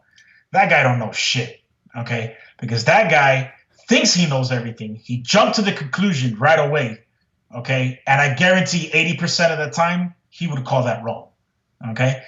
And it's just because you can't approach it that way. You can't go up to it thinking, oh, I know what that noise is. I don't know how many times I've done that in my life, and that shit's bit me in the ass. You got to go in there, you got to look into it, and you got to see what the situation is and then diagnose it. And that's just in a car world, right? Yeah. But that's how it is with everything. You can't act like you know everything, because then you stop from learning. And the practice is where that comes in, is you're going to mess up in that practice. And the messing up is what teaches you. So when it comes to fitness, when it comes to nutrition, you're going to learn about yourself as you're practicing. So you can't expect, and I know this happened to me also when I was really heavy at one point and I was starving myself to lose a bunch of weight before I really knew anything. And I would be really hard on myself if I didn't hit the exact rep and set on a specific workout on a specific day. When you step back and look at it, it probably didn't make much of a difference in anything. It was about the way I should have approached it. It was like, hey, I'm going into the gym this day and I'm just practicing. And whatever I can't figure out today, tomorrow will be better. And you go back in tomorrow and you grow from what happened the day before. And that right there is practice. I mean, that's why they practice in sports. That's why they practice with music, so that you can fuck up there and get it right when it matters, right? Like that it's the same thing in anything in life. Like, I'm doing a brand new business right now. I have a bunch of experience in online retail and a bunch of, I know what I got to do. Yep. But there's a bunch of shit in this new business that I've never done before. I'm figuring out how to break down cars in an efficient way. I'm figuring out how to sell these parts and list them in an efficient way. And I'm on my second car, and I'm constantly improving in the process as I go forward. Now I know on my third car, I'm going to get it out even quicker. So I'm not looking at it as at the result immediately. I'm looking at the process and figuring out how I can improve that process so that my result will be better. Does that make sense? Yeah. I like what you said about how you teach your daughter and, she has to practice. It's what we forget as a child. It's kind of like the whole social issues that we're dealing with now. Just like kind of like, the the Dave Chappelle's new special, the Sticks and Stones. I don't know if you caught that. Oh, I saw it. It was fucking hilarious, right? Hilarious. but the concept, sticks and stones, you're taught when you're a child, oh, words can never hurt me. However, all of a sudden, once you become an adult, every single word is the most offensive thing. People lose their jobs. People get kicked out. You're a piece of shit. You're like, it's the exact opposite. Mm-hmm. And I am literally trying to keep like a little beacon of light with like my content, at least to just express, and use naughty words and say whatever the fuck I want, because it's disappearing fast. And podcasting is pretty much the last place where you can pretty much say whatever the fuck you want, because there's really is no, you know what I'm saying? And I'm not talking about being like blatantly offensive, but to voice your opinions without being like, all butthurt about it. Yeah, right? Not about, and this is not like, okay, we're not talking about racism. We're not talking about blatant things that are just, improper, which is still opinion, but still, that's like, actually can be actionable and damaging. But in terms of fat acceptance, in terms of all these different like concepts, it's like, they're words, get over it.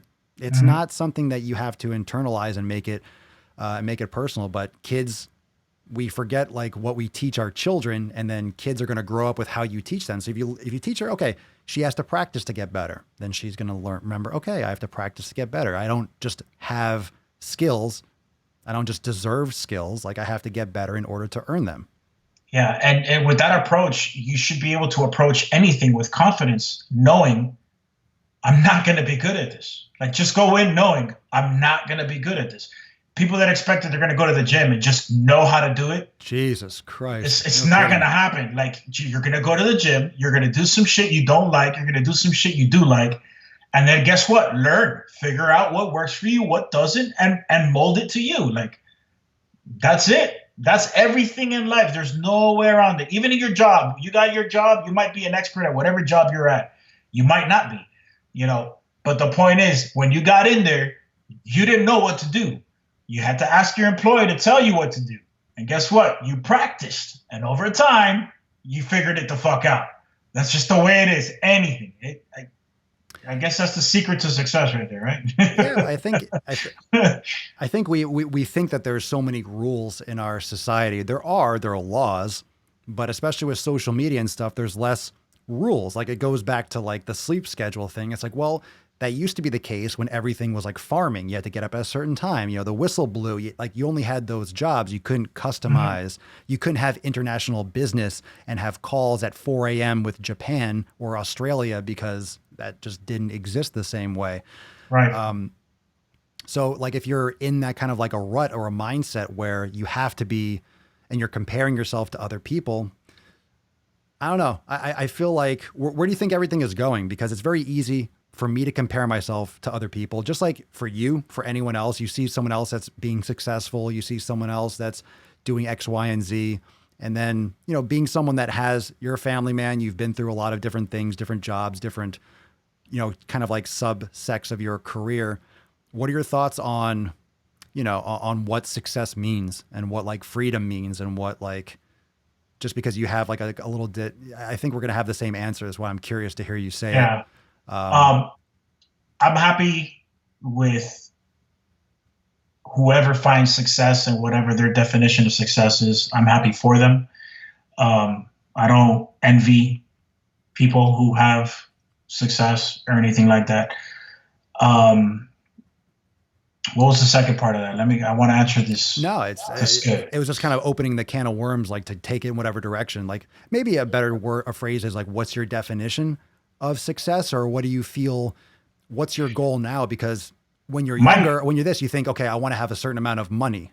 Yeah. But then when you get older, you realize, oh, what money actually does. Why do I want money? How much do I need? What's the actual purpose of it? Because obviously just to accumulate it, it's like, well, it's to do things with it. What do you want to do with it? And what's your, I guess goal, success, and like versus the society's standards and stigmas and stuff. Right. A lot of people find that success is financial. That's a classic. Yeah. For me, it used to be that way too. When I started all of this, which is probably why I made so many wrong turns or correct turns at this point. But Well, at that's a good quote, bro. yeah. You think they're wrong turns at the time, but then you But realize, at the oh time, shit. I thought they were wrong turns, right? Yeah. And the reason I made them was because I was chasing the dollar instead of chasing anything else. And this past year, when I came up here, the reason I took the job was because it was very, very good financial decision. Like I was going to make good money, and I did make good money, but I was not happy. And I know a lot of that had to do with the fact that I wasn't working for myself. So I knew everything I was doing was for somebody else, not for my own growth. That bothers me. It bothers me as a person. And then I didn't have control of my time. And that right there just drove me absolutely insane. I hated when people would come visit. You know, I did move to another state. So when people would come over to visit me over here, I could only hang out with them a few hours one day because I was, you know, I had to go show up to work. Or when I would go to Miami, I was limited to just 2 days visiting because I have to show up at like that. Absolutely ate at me. I hated it with every so to me, success to me is having control of my time and being happy with what I'm doing. I no longer chase results. I am Gary Vee put this into my head really good, and it's just you gotta love the process. Gotta love what you're doing. It's that simple. And honestly, once I figured that out, I'm just happy, man. You know, like right now I'm happy. As soon as I quit the job, a lot of stresses come when you quit a job. You don't know where the money's coming from, especially when you're starting a brand new business. It's like I have a lot of things on me that I should be stressed out about, but I'm enjoying the process so much that I'm not worried about it. I'm confident in my ability to make it happen, and that makes me happy. I think a lot of people mistake and take that phrase like the process in the wrong way. It's another word for life. Yeah. Because if you don't enjoy what you're doing, it's like, okay, it's great to have. And that's like the point of kind of like all my content and Swolenormous X and everything that I'm talking about. When you have something like a 6-week challenge, a 30-day challenge like this, it's like, okay, it's a sprint to like this one spot. It's like, well, what happens after?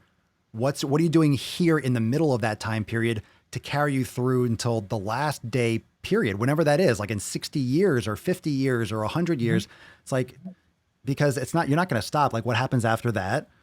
You know, that's the thing that checkpoints and stuff. It's like, but it's like a lap. It's like, okay, but what are you doing every day to get there? Because you better enjoy going to work, not just to get to retirement, because what happens when you go there and the stock market or everything crashes and you don't have anything? It's like, well, what I work all those years for? It's like, you better enjoy it. If you're working for retirement, so what? You're going to live your life to die? Like for those last 15 years when you can't do shit with your life? Yeah. Like, you know what I'm saying? Like when you're not youthful, you can't travel the world, you can't freaking zip line, you can't do whatever the hell you want to do. You know what I'm saying? Like you got to be happy with what you're doing. Like you got to be happy with life, like the way your life is going. If you're unhappy with the job and a majority of your time is spent there, you need to work on a change, because that means you're unhappy with your life. Even if your life outside of work is awesome. Like if you're miserable, the 50 hours that you're there a week, that's tough. That means a majority of your life, you're fucking miserable. You're there or you're sleeping and you're not yeah, why? So that you can enjoy to go on a boat ride or whatever the hell it is that extra money gets you.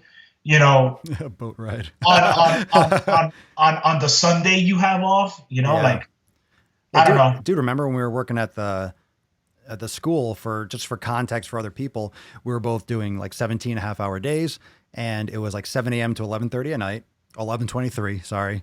I still get like PTSD from that.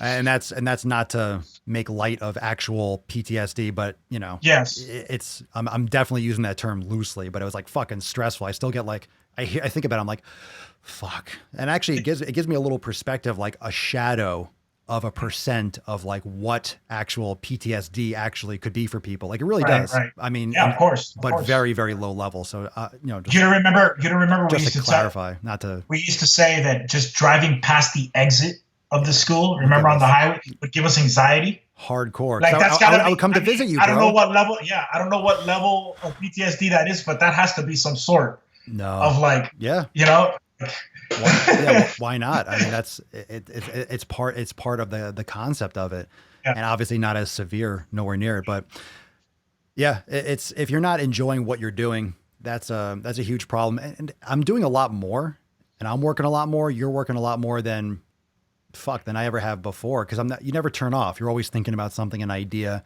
So it's like I don't have days off, and people have messaged me like, "Are you okay? Like, make sure you don't do too much." It's like, well, I like doing it. I don't want to do other things, and I think a lot of it is because once I found exactly what I want to do, and like, oh, I love doing this. I love doing podcasts.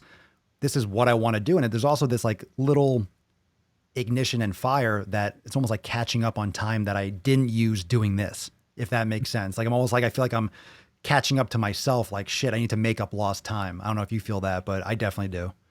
yeah. But I think that's just a result of us being extremely hard on ourselves because I agree. my wife tells me all the time, I'm glad she does too. She's like, you've done a lot. You're only 33. I'm like, I know, and then that it's funny because she says that to me like more than I care to admit. And one day I'm listening to a podcast from Gary Vee, and he acknowledges how he was 34 when he decided he was going to restart everything. Like he was the wine guy, and then he went to to become the entrepreneur voice, and he did that at 34. And look where he's at now. You know what I'm saying? So I try to like that helps me keep perspective in the sense of like, man, you've done a lot. Like don't like give yourself credit. You've done a lot. You know what I'm saying? Like, and that's hard for me to do because I'm always like, I haven't done shit. It's like you don't want to be. It's like you look at it and you're like, okay, you don't want to be hard on yourself, but the reason why you've been successful to this point is it's because I am so hard on myself. Yeah, and I say that to her too. I'm like, listen, I catch that too. I have to be, but it looks good. You have to look back and be like, yeah, all that shit worked for a reason. You're like, I'm here for a reason. Like. That's what I've learned a lot more is all those experiences that you feel shit, I wasted time or that was a waste. It's like, no, the reason why I can talk about all those different periods is because I was in the trenches at a big box gym when I first started at like a Bally Total Fitness early in the day. I did personal training and I did stuff on the beach. And I did boot camps and I opened a gym and I taught certifications around the country. And I've literally everything except for like MMA and like a couple other things, like in terms of fitness, like I've pretty much been behind the scenes in videos I've done. So I have a lot of experience. So it's like all those different things that might have seemed like, oh, that didn't go anywhere. It's like, that's all experience that can lead to talking about all these different perspectives on the podcast and sharing information and just not to mention doing it myself. Like same thing with you. You've done all those different, you can talk about being at a dealership and the difference because you have that fucking perspective twice or three times and different styles and different people. And, and you learn what you really want by trying all those things, by playing around with it. Some people are at dealerships their whole life, but yeah, it was definitely, most of them don't. Well, I mean, it was definitely a unique experience to go back after having this entrepreneur mindset. Because it's like you go about it completely differently. Like even if, and the reason I mention it is not that you will or that I ever want you to, but if you were to ever go back to personal training for whatever reason, you would approach it completely different. Like you would be at a whole other level to the point where you will be overqualified for what you're doing. Does that do you get what I'm trying to get with that? Like, yeah, I felt like I walked in and I just saw problems everywhere. Sure. That I had the solution to, and not trying to boost myself like I'm some badass or anything, but like just perspective. I don't know. Like when you're just coming up as a mechanic and it's all you know to come from that area, and then you step away, but then you kind of become a boss of your own shit for a while, and then you kind of step down and put yourself back in that position. You see everything that happens from this point up. But you're still down here. Do you see what I'm saying? Yeah, you know what's interesting? You're kind of like, oh shit. Yeah, it's different. I just thought of another real similarity that's kind of interesting because you could have check this out and see if, and let me know if this applies. Because when you're a personal trainer, okay, like it's really wide the fuck open, much more wide open than being a mechanic. Like in terms of like you have a certain certification and requirements to be a tech, right? Yeah. For personal training, it's like you do, but there's like 100. It depends on what certification the job. I'm sure it's more standardized for auto than it is with personal training. It's like literally if the gym wants to hire you and you have XYZ certification, if they approve it and it covers their insurance or their insurance covers that, whatever. So you can have a degree, top certifications, all the experience in the world, and you could be a personal trainer. And then someone could not know their ass from their elbow, never gone to a school or a day in their life, never trained. You can get a certification without stepping in a gym, period, and be a personal trainer. So I started resenting like being grouped with all this, all the riffraff, so to speak. But the thing is, what are you going to become? Like a real high level personal trainer? What are you going to become? A high level mechanic? It's like you're stuck at one level no matter what. So you have to brand, you have to spread out, you have to this. And that I think is what always frustrated me. And I'm like, I have to get out of personal training because there's no up. There's no growth. There's no growth. Like there's no promotion unless you have a business, Yeah. That's exactly, that's like my number one problem with being a tech is that you hit the ceiling.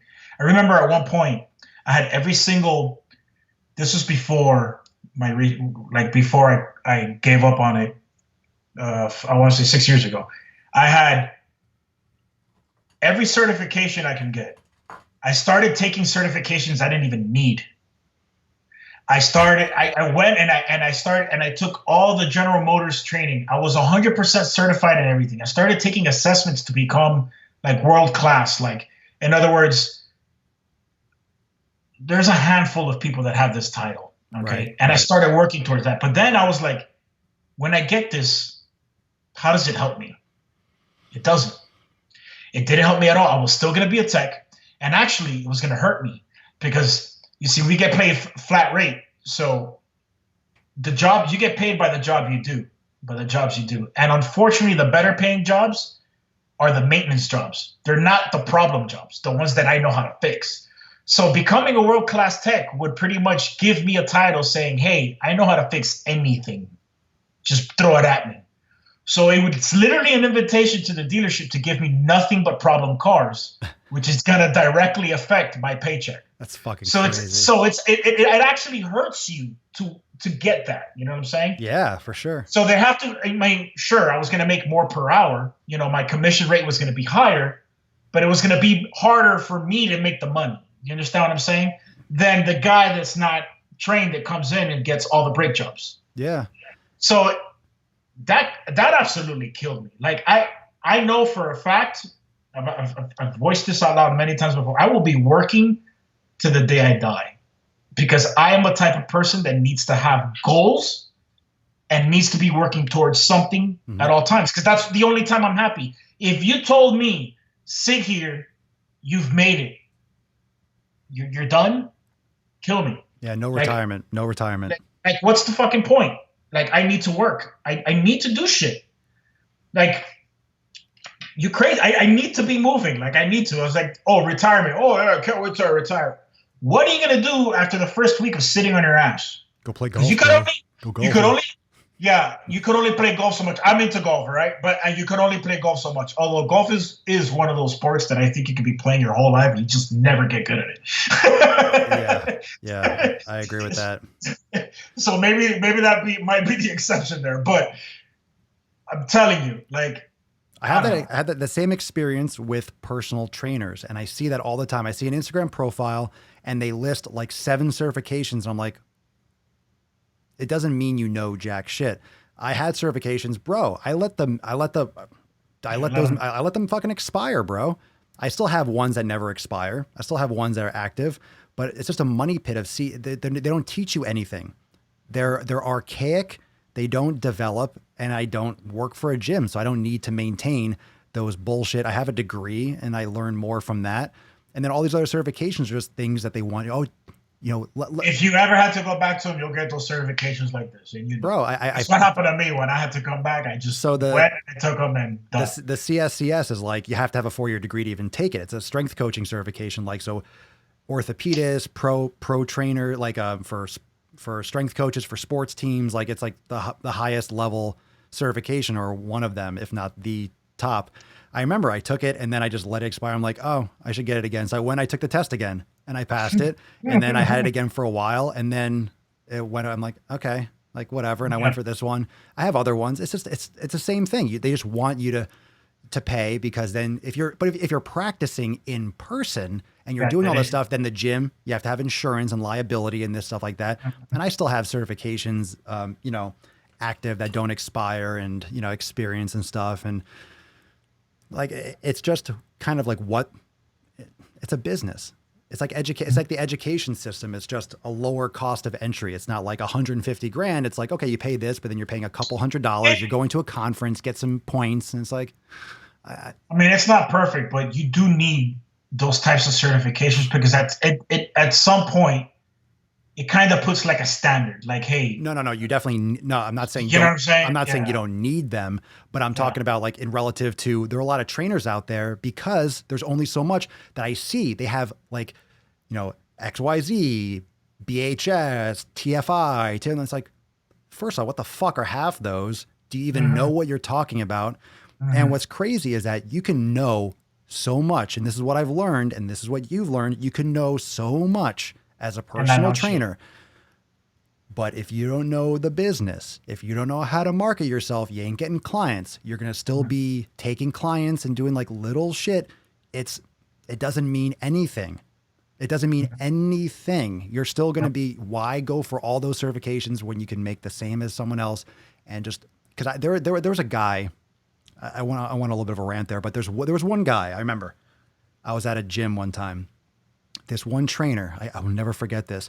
His book was packed. Like, he had a full client list. I remember I went to this private gym because I was moving my clients private, because I was like, I can't do this fucking chain gym anymore. This is like 2005 or 6. So I went to a private gym, and like, you would pay like, okay, $10 for the hour, and then you charge your client whatever, 60, 100, 1,000. You pay them $10 or a monthly rent, right? And this one guy was in there, and he was a trainer, and he was always wearing a bicycle helmet. Like, while he trained. And I guess he was kind of like a goofball, like, and he was like, but I looked at this, I'm like, what the fuck is this jabroni doing? But he had a full client book. It wasn't about, this guy didn't know what he was doing. He was an average trainer at best, but he was just a schmoozer. Like, he was a personality, and he had a full client book. And I'm like, and that was like that was at the beginning. And that was the first to be like, oh, like, I don't want to be that guy. I don't want to be a trainer for the rest of my life. Right then I was like, fuck, because it wasn't about the skill. It wasn't about the education. It wasn't about the program design. It wasn't about the corrective exercise. It was a popularity contest. This guy is kind of like a whatever, nice guy. Like, maybe people lost weight. Like, it doesn't matter, whatever. But that was the marketing. That was the marketing, or his little shtick, where he would be kind of like a goofball, which is kind of cool if you kind of don't want results and kind of want to. But it just went to show, it's like, well, fuck this. What am I doing, with all this knowledge and professionalism and stuff? And there are some people with like a stick up their ass that are very like with their clipboards and everything. It's like, you can take it any different direction, but it's all, that was like my first like exposure to like, who the fuck is this guy? Why is he so busy? Like, what? This guy is like, you saw the different side of it. He does well. Like, what the fuck is? Yeah, you saw someone. Yeah, there's a lot of that in the tech world too. Yeah. Some guys that aren't exactly know their stuff, but know how to work the system. Yeah. And then they work the system, and then they're making way more money. But that, I'm sure that exists in just about every field. I'm sure. For sure. But I mean, what's interesting about every field now, and this we can bring it back to, is that everything is like social media has even the playing field with like big businesses, small businesses, and every business, no matter what, that's where the common ground is. It's like, so now it's all about the marketability. It's all about who grabs attention. It's all about that helmet wearing person that, that gets eyeballs on you. So it's kind of like an interesting thing where now it's not just, okay, you're in the auto, you're in this. It's like, no, you're in the social media. You're all battling for the same type of, attention in your field. What's your experience with, since you've been posting and doing all this stuff on all the different platforms, what are some of the good things and maybe some of the downsides that you see either with fitness or with like tech or any kind of similarities or any kind of like things that you see that's just kind of, because with Instagram and fitness, there's obviously all those like detox teas and like the Gymshark girls with the booty pictures. There's a lot of bullshit in fitness. You know, that's why the fucking tagline, the trademark tagline is fitness without the bullshit. Absolutely. So what would be the equivalent? Is that a kind of equivalent in the car or tech, or is it just kind of like, it's not the same type of thing? It's not similar in that sense. Who's the Gymshark of the Gymshark of No, cars? yeah. I mean, what I've definitely noticed, at least in the engagement that I've been having in all the social media platforms, is you have two types of people. The ones that are just come out the gate trying to come at you with something that's just like negative or not useful or just pure garbage. And then the super supportive person, you know? That's literally the two categories I can put all of social media in. And then, you know, I'm in the tech world, you have to be, especially when you're trying to come off as an expert, you got to be perfect in everything you say. And there is no such thing as perfection. So it becomes a problem, you know, at least for them, not for me. I just wipe my ass with all that. But let's say you write up an article about a specific, in my case, a problem, a code that can come up when your check engine light comes on, right? And I'm writing about this code and some of the things that can cause it. You know, it's an informative article, right? And I'll post this on Facebook, Instagram, Twitter. I'll make a thread, you know. And you'll have one jackass find the one thing that you either, most of the time it's something you didn't say. You know, like, hey, you should have said this, asshole. It's like, bro, like, I don't see you writing fucking articles, all right? Like, you know, like, back off. Like, backseat content police. Yeah, like, come on, bro. Like, chill out. And so my response is usually like, yeah, you're right, I missed that. Like, whatever. What are you gonna do? You know, but that's really what I'm running into, because there isn't a whole lot of people in my industry, you know, putting content out there, like in the way that I am. Except the hot rod shit, like the sports cars and the fancy shit. Yeah, like, but that's different. Yeah, it's different. You're talking about like performance stuff. That's a whole other market. You know, I'm talking about GM cars. Like, you got a GM car, you can learn something. Most of my followers are mechanics because they're into, you know, it's like, hey, this guy knows his shit, and we talk. So that's why I think also because of my market, that's also who I'm running, who I'm having issues with, because, and I'm sure it's happened to you, where a personal trainer will come out to you and test your knowledge. You know what I'm saying? They do that to me constantly, and they try to anyway. But and I saw it big time on TikTok yesterday. That's for sure, bro. But here's the thing with a car. There's more of like, this is right, this is wrong. Yes, it's more like you don't put the tire here. Right. You know, with fitness, it's like, well, you could use a barbell, you could use this. It's kind of like the equivalent would be, which would be absurd. It'd be like, well, you could use a wrench or duct tape or WD-40, or you could use a hammer. It's like, what? Like, you can't use that on the same fucking bolt and shit like that. So with fitness, it's kind of like, well, you could eat oatmeal or sweet potatoes or white rice. It's kind of like, huh? So there's a little bit more. I get it. It's not as exact. That's kind of why I keep my content, I want to say more general, but I try to approach it a lot differently. It seems like everyone in fitness everyone in fitness has like, this is what I believe. Like, this is, you know, they're keto, they're paleo, they're intermittent fasting. Like, they have like their flag. This is what I have on there. Mm-hmm.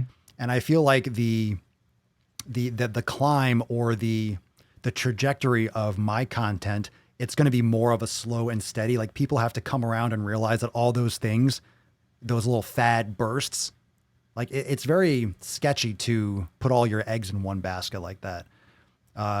One, because it's not true for everyone. Two, it's not necessarily true, period. You know, there's a lot of risk when you put your name on everything. Like, you typecast yourself as one style and one approach. Like, fitness is a lot more different aspects, just like with the car. However, you have a niche like category, but again, like, it comes back to like, there's there's a right way to do things. There's in mechanic and auto tech, I would think there's more of a right way and a wrong way rather than you could do it a couple different ways. So, yeah, for sure. We definitely have more cut and dry stuff, like the oil thing. Put the oil in the filter first. Exactly. But I think that's what makes it harder for fitness too. Is that it's very hard for people to understand middle ground. It's either one extreme or the other, yes or no. There has to be an answer for most people. Why isn't there an answer? It's like, it's okay to not know everything. Right. So that's why you have these tribes, keto, vegan, because they need like foundation and rule set. And it's just not that simple. Like you have to figure out what works for you in the fitness aspect. It's not like that in the tech world at all. This is what it is. This is how you do it. Yeah. The difference is what you do with all that knowledge and how you approach it. But it's, it's more cut and dry. It's more, Yeah. I mean, it's fact. I guess that the proper word is tech. It's like, I mean, yeah, it's exactly. technical. I mean, it's exactly. Yeah. There's more a direct pathway to it, but when you're on social media and you can literally just type, I mean, every once in a while you get trolls here in the comments. You can just say shit. Look, I mean, that's the beauty of it. A lot of people hate on trolls and hate on like negative comments, but it's kind of like the beauty and the ability to interact with people that make content. At the same time, I think people are much more savvy to when someone's just running their fucking mouth. People are much more savvy to when someone is literally just out to be negative and they just pay them less mind. Like, where do you think, because I mean, everything's moving so much faster, and you were around, obviously we were around when we were at the school and stuff, like Facebook and Instagram, like those things were barely just kind of getting off. Mm-hmm. And now it's just exponential where like new things come, like it changes every week or every couple of weeks, essentially day to day. I'll send you a message like, dude, check this out, or dude, go here, look at this. Mm-hmm. And there's a new thing or a new feature that changes the whole like approach of how I create content, like from the ground up. If something changes, like recently, shifting where you're posting things, and it's like all of a sudden everything can change and it's much faster. So like, what are your thoughts in terms of like the industries in general, like this kind of like interaction with people? Do you think people are getting a better handle on things, or do you think it's going to get more out of control before it gets better type thing? That's a very broad question or concept. So, I mean, you can go, go wherever you want, go wherever the fuck you want with that. I have no like plan for like where that's going, nor do I care. So jump on it. It is changing insanely. Like the rate the changes happen has increased big time. I think people will eventually get numb to all this changing, and will stick to like what they like, and that's it. I feel like social media is becoming more and more like a TV station than anything. Like people, when TV first came out, channel 4, channel 6. There was like 4, there's 3 channels, right? 3 channels, that's it. Then it was like an explosion of freaking channels. You can get up to 100,000 channels with this satellite TV dish. and satellite. Yeah. And it's like, what the fuck? Now, what happened? What happened with the TV? It actually took a complete reverse on that. Obviously, social media and all of that had a huge effect on it. But now you don't even need all those channels. Now there's plans out there that give you 4 or 5 channels, because what you've realized is you can have 100,000 channels. You can't watch them all. Bro, you're going to pick the same 2 or 3 that you watch. You already have it. You already have it. YouTube, every single account is a channel. You're absolutely right. So, I mean, but you're dead on. Like it went from TV. It's like it like sucked in and then had like a big bang. It was like, boom, now you got 1 billion. Where are you going to go? Yeah, in that case, yes. But what I mean, like with social media, like for example, Instagram was the place with just pictures, right? So if you wanted to see some nice pictures, you go to Instagram. This was back now, right? Snapchat. You wanted some live video, you would go to Snapchat. Oh, I want to go see what people are fighting about in politics. You go to Facebook. or Twitter. Yeah. Or Twitter, right? Still. Even Twitter, man. Twitter's atmosphere has changed completely. I used to love Twitter. I can't stand it anymore. It's so negative there. Like I use it for it's out of hand. I use it for Instagram pics. That's like literally what I use it for. And then there's some people over there. I mean, I post once in a while, but Dude, I've never used it. Really I've never used it personally, like to like use a social media platform. I've Twitter's great for like little micro communities, like Sure. little really like crypto. The crypto world exists only on Twitter. Oh, I forgot about you and yeah, well, dude. I still have crypto somewhere. Yeah, should probably look at that. Anyway, so I feel like what's happening is with all these changes, it's becoming a bit much. I mean, now Instagram is everything. Instagram is Facebook also. Instagram is also the same Snapchat stories, And now with TikTok, I'm only waiting to see what Instagram does. Like it almost feels like some people are gonna just pick what they like, and they're gonna stick to it. They jacked Snapchat.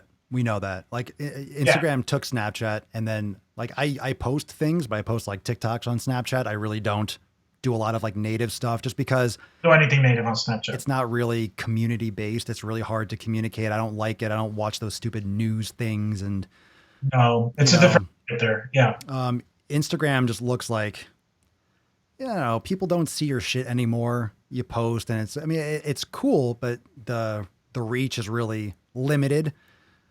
I don't know. It's definitely the platform, like the main one still, but it seems like there's this slow kind of like, I don't want to say like the blob, but there's this kind of like this dark cloud that kind of creeps over social media platforms. I feel like, it came over like YouTube. I feel like YouTube is almost separate, like in terms of like a platform, but like Facebook kind of got like gloomy, like all of a sudden your grandparents and everyone like, everyone got on Facebook, and then Instagram was like the young platform, and then everyone came over. So everyone's like, well, fuck this. And then they went to Snapchat, and then Snapchat got jacked, and then TikTok came out. So then that's like, real for like kids, and that's going to be, the next thing.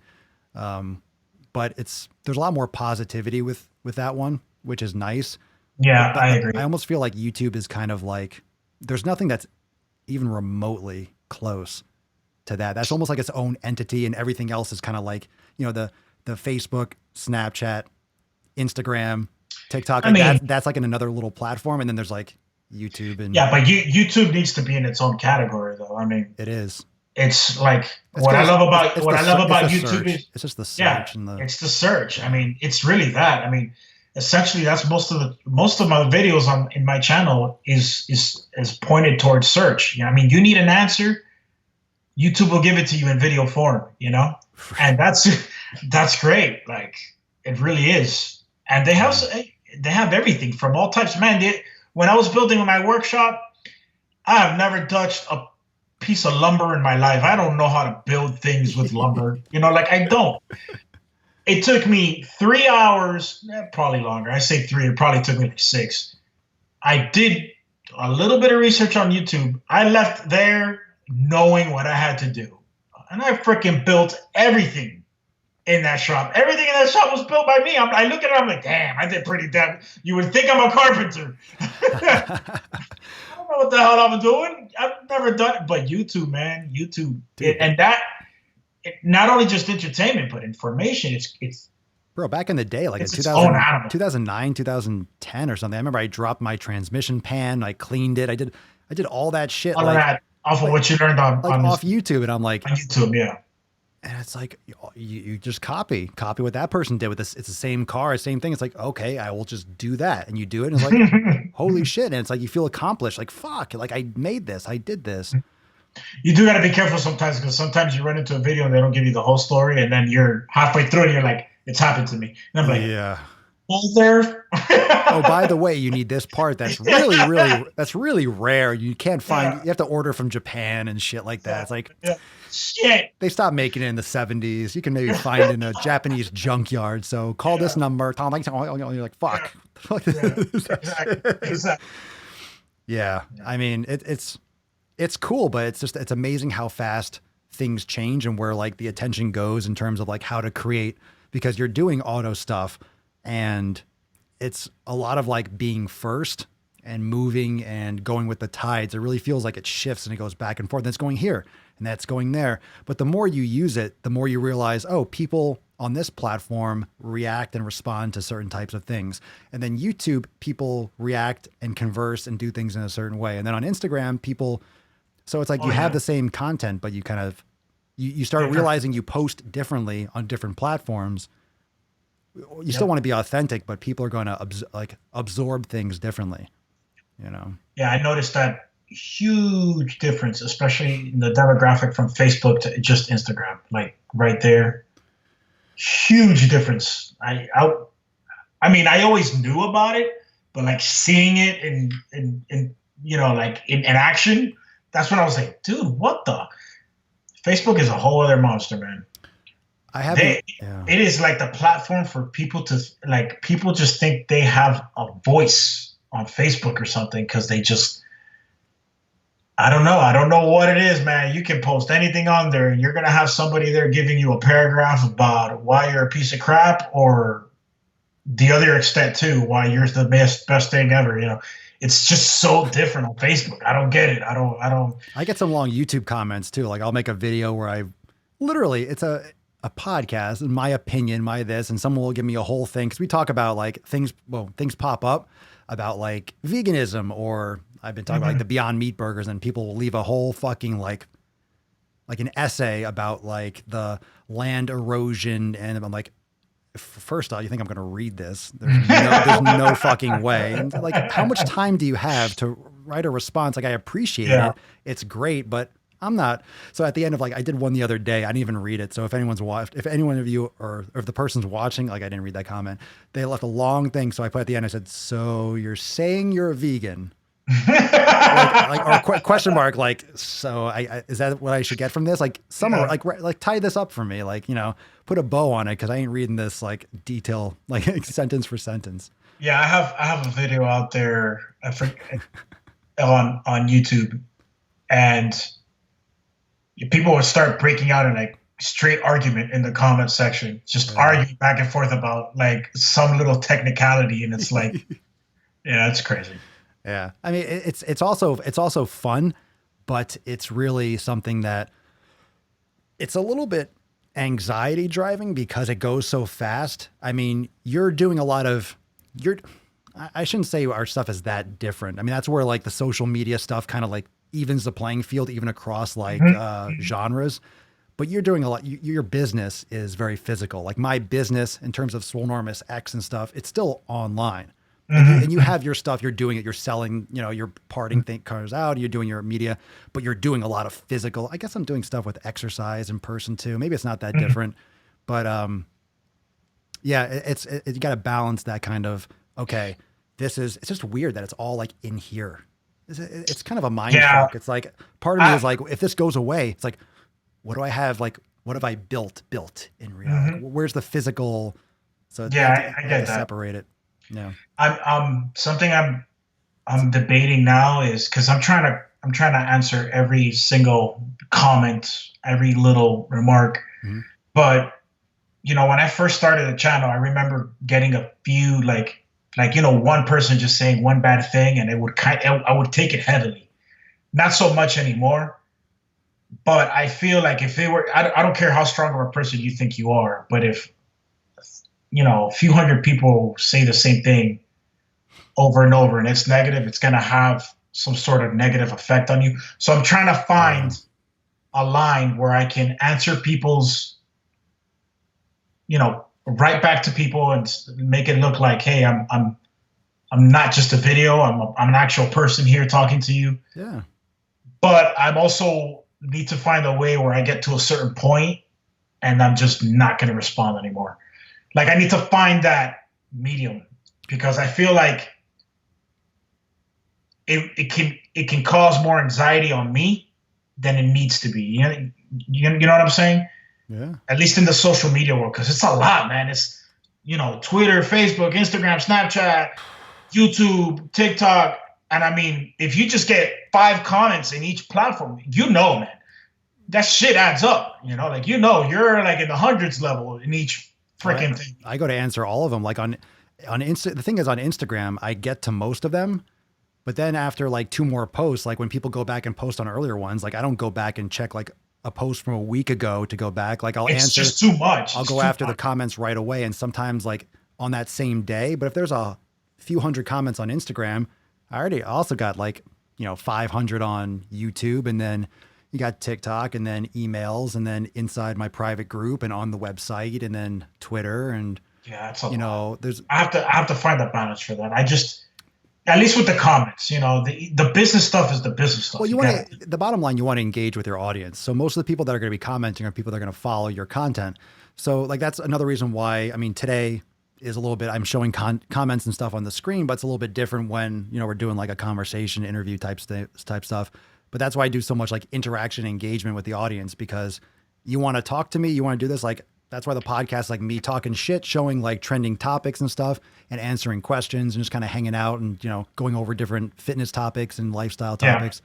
So it's all about like providing that kind of like engagement. So like going live and answering questions, doing the Q&A, the Ask Papa Swolio. So those are like ways where I balance. Like that could be like a good Q&A. You take all the questions from like a certain episode and then you like answer. Like that's what I do with the Ask Papa Swolio. So if you want, so I do a video where I'm taking 10, 15 questions maybe from like a certain previous video and then directing them. I'll heart comments from like the most recent ones, but I can't answer all of them, easily. Sometimes I try to. It depends, but you do what you can. Like there's only so much time in the day, and I thought about like, cool for if sure. I like you pay someone to like go and answer, but I don't. That's inauthentic, and I don't Yeah, want that's anyone inauthentic. speaking from me. So there's only so much you can do. I have trouble with. Which I have trouble. I mean, I can't imagine what people that have like millions of followers and stuff, but with Instagram, like DMs, it's like fuck. Anyone that's watching that DMs me, I'll have like, it says like 99 plus requests. If I get that down to 0, every time you answer someone, they're going to respond. So it just multiplies. So then I have like my main inbox, like I'll answer someone. I'm sure they probably have like, but what about this? I never see that. Like I never get, I don't get back to those like responses. It's too much. So like I can be like, cool, thanks, or awesome, or give like a little advice, go check this out. And they respond back. Like that gets lost and disappears. And there's only so much you can do. Yeah, I hear you. I'd rather, part of me is like, okay, well, do I just answer all of them, period? Or do I just, You need to find another outlet to get at me. Yeah, I think that's why I try to go live on Instagram and stuff. So if people that are following, they'll pop in and then maybe ask a question live, or the question stickers. I just try to do a couple different things. That way I can try to engage as much as possible in different ways. And then, I think a lot of people are understanding of it. A lot of people are shocked, like, holy shit, you answer your DMs. I didn't think, and I feel bad for people that don't, because I always want it to be from the start. Like, I'm just going to answer everything. And it's like, it got to a point. Yeah, that's where I'm at. But Yeah. you get to a point where it's like, yo, this is too much. I just can't do this. You can't. You can't. Yeah. Otherwise, you'll sit there all day just answering DMs, and then you won't get anything done. So it's always going to be that period of just diminishing returns. Like you just can only do so much, but it's nice to pop in. I go for the requests. I don't go for like the back and forth conversations. If someone wants to really contact, they'll go on email or live chat or find a way, or go to the website or go and look in the bot. There's only so much you can do. But let's see. We're talking about transsexuals in the comments. My trans pals blocked me after I refused to accept trans women in women's sport. Oh God, that whole fucking conversation about yeah, that's touchy. that's a little bit that's a little bit sensitive. Yeah. Everyone's just talking about people getting like, offended or arguing in the comments and stuff like that. But yeah, I mean, there's always that trend, it seems like, to negativity. There's that trend for clickbait. But that's the issue with, I think, YouTube, is that they kind of like made this whole, I guess, public push about clickbait, no more clickbait. And you say, oh, that's clickbait. However, they reward clickbait. Like that's what they want. They want clicks and watch time. So when it comes to YouTube, that's why people still do these like catchy thumbnails and this kind of like exaggerated thing is what I do, things to catch attention, because that's what they want. Like you have to get people to click on your video. But I think what's really important is that the message that you're delivering. I don't think there's any problem with getting attention and being ostentatious and being aggressive. And I go after things and I do my stuff a certain way to stand out. And I have a quote on the, all the quotes I have on the board. I have one. It's like, if you want to be an anomaly, act like an anomaly. Like if you want to stand out against the noise, then stand out against the noise. Like if I just do, that's why I'm not passionate about, here's how you do a bench press. You take the bar and you hold it in your hands, you tuck it, fuck that shit. I'll put that inside Swolenormous X for like an instructional video for members. But there's enough videos on how to do a fucking bench press. There's enough, it doesn't interest me. Like I do not, it's not interesting to me anymore. Gotcha. It's not exciting. It's not the main issue. It's fucking mastering the basics, mastering the simple fundamentals. It's kind of like the way you were talking about the oil thing. People will nitpick, well, you do it this way. It's like, people don't know the basic shit with the main things. Like if you master the basics of being an auto tech, like the basics, like you master the basics, fuck, you're good for like 95% of like all the work you're going to do. Like if you understand like the fundamentals, but like master the fundamentals, whatever those are. Same thing with fitness. Like if you are fucking mastering, everyone's worried about the supplements, the extra things, and what can I add? What else can I do? Too much information, bro. Too much information. If you know you sleep, you're hydrating, you're eating, you're consistent, you're all those things, you're going to see amazing results. You're going to get amazing results. Guess what? Because you're fucking, doing that. So for anyone that's watching, let them know a little bit again, for anyone that might just be tuning in now, where they can find your shit, bro. So you can find me on YouTube and as the Educated Grease Monkey. I do a lot of automotive repairs, DIYs. I talk about the automotive industry. I'm a little bit all over the place there, but it's good. If you're into cars, you'll like it. I am on TikTok as the EGM. Are you now? Yeah. Mr. TikTok famous. I'm Mr. TikTok famous. Yesterday I had a video that hit 1.6 million views, which is insane. Insane, bro. That's awesome. Yeah, Good for you. I'm not expecting that to happen often, but I'll take it though. And then of course I am on Instagram, Facebook, Snapchat, Twitter, all at the GM Yard. And that is for my new business venture, which I am specifically getting General Motors vehicles and parting out all the used parts. So I'm going to be an online salvage yard.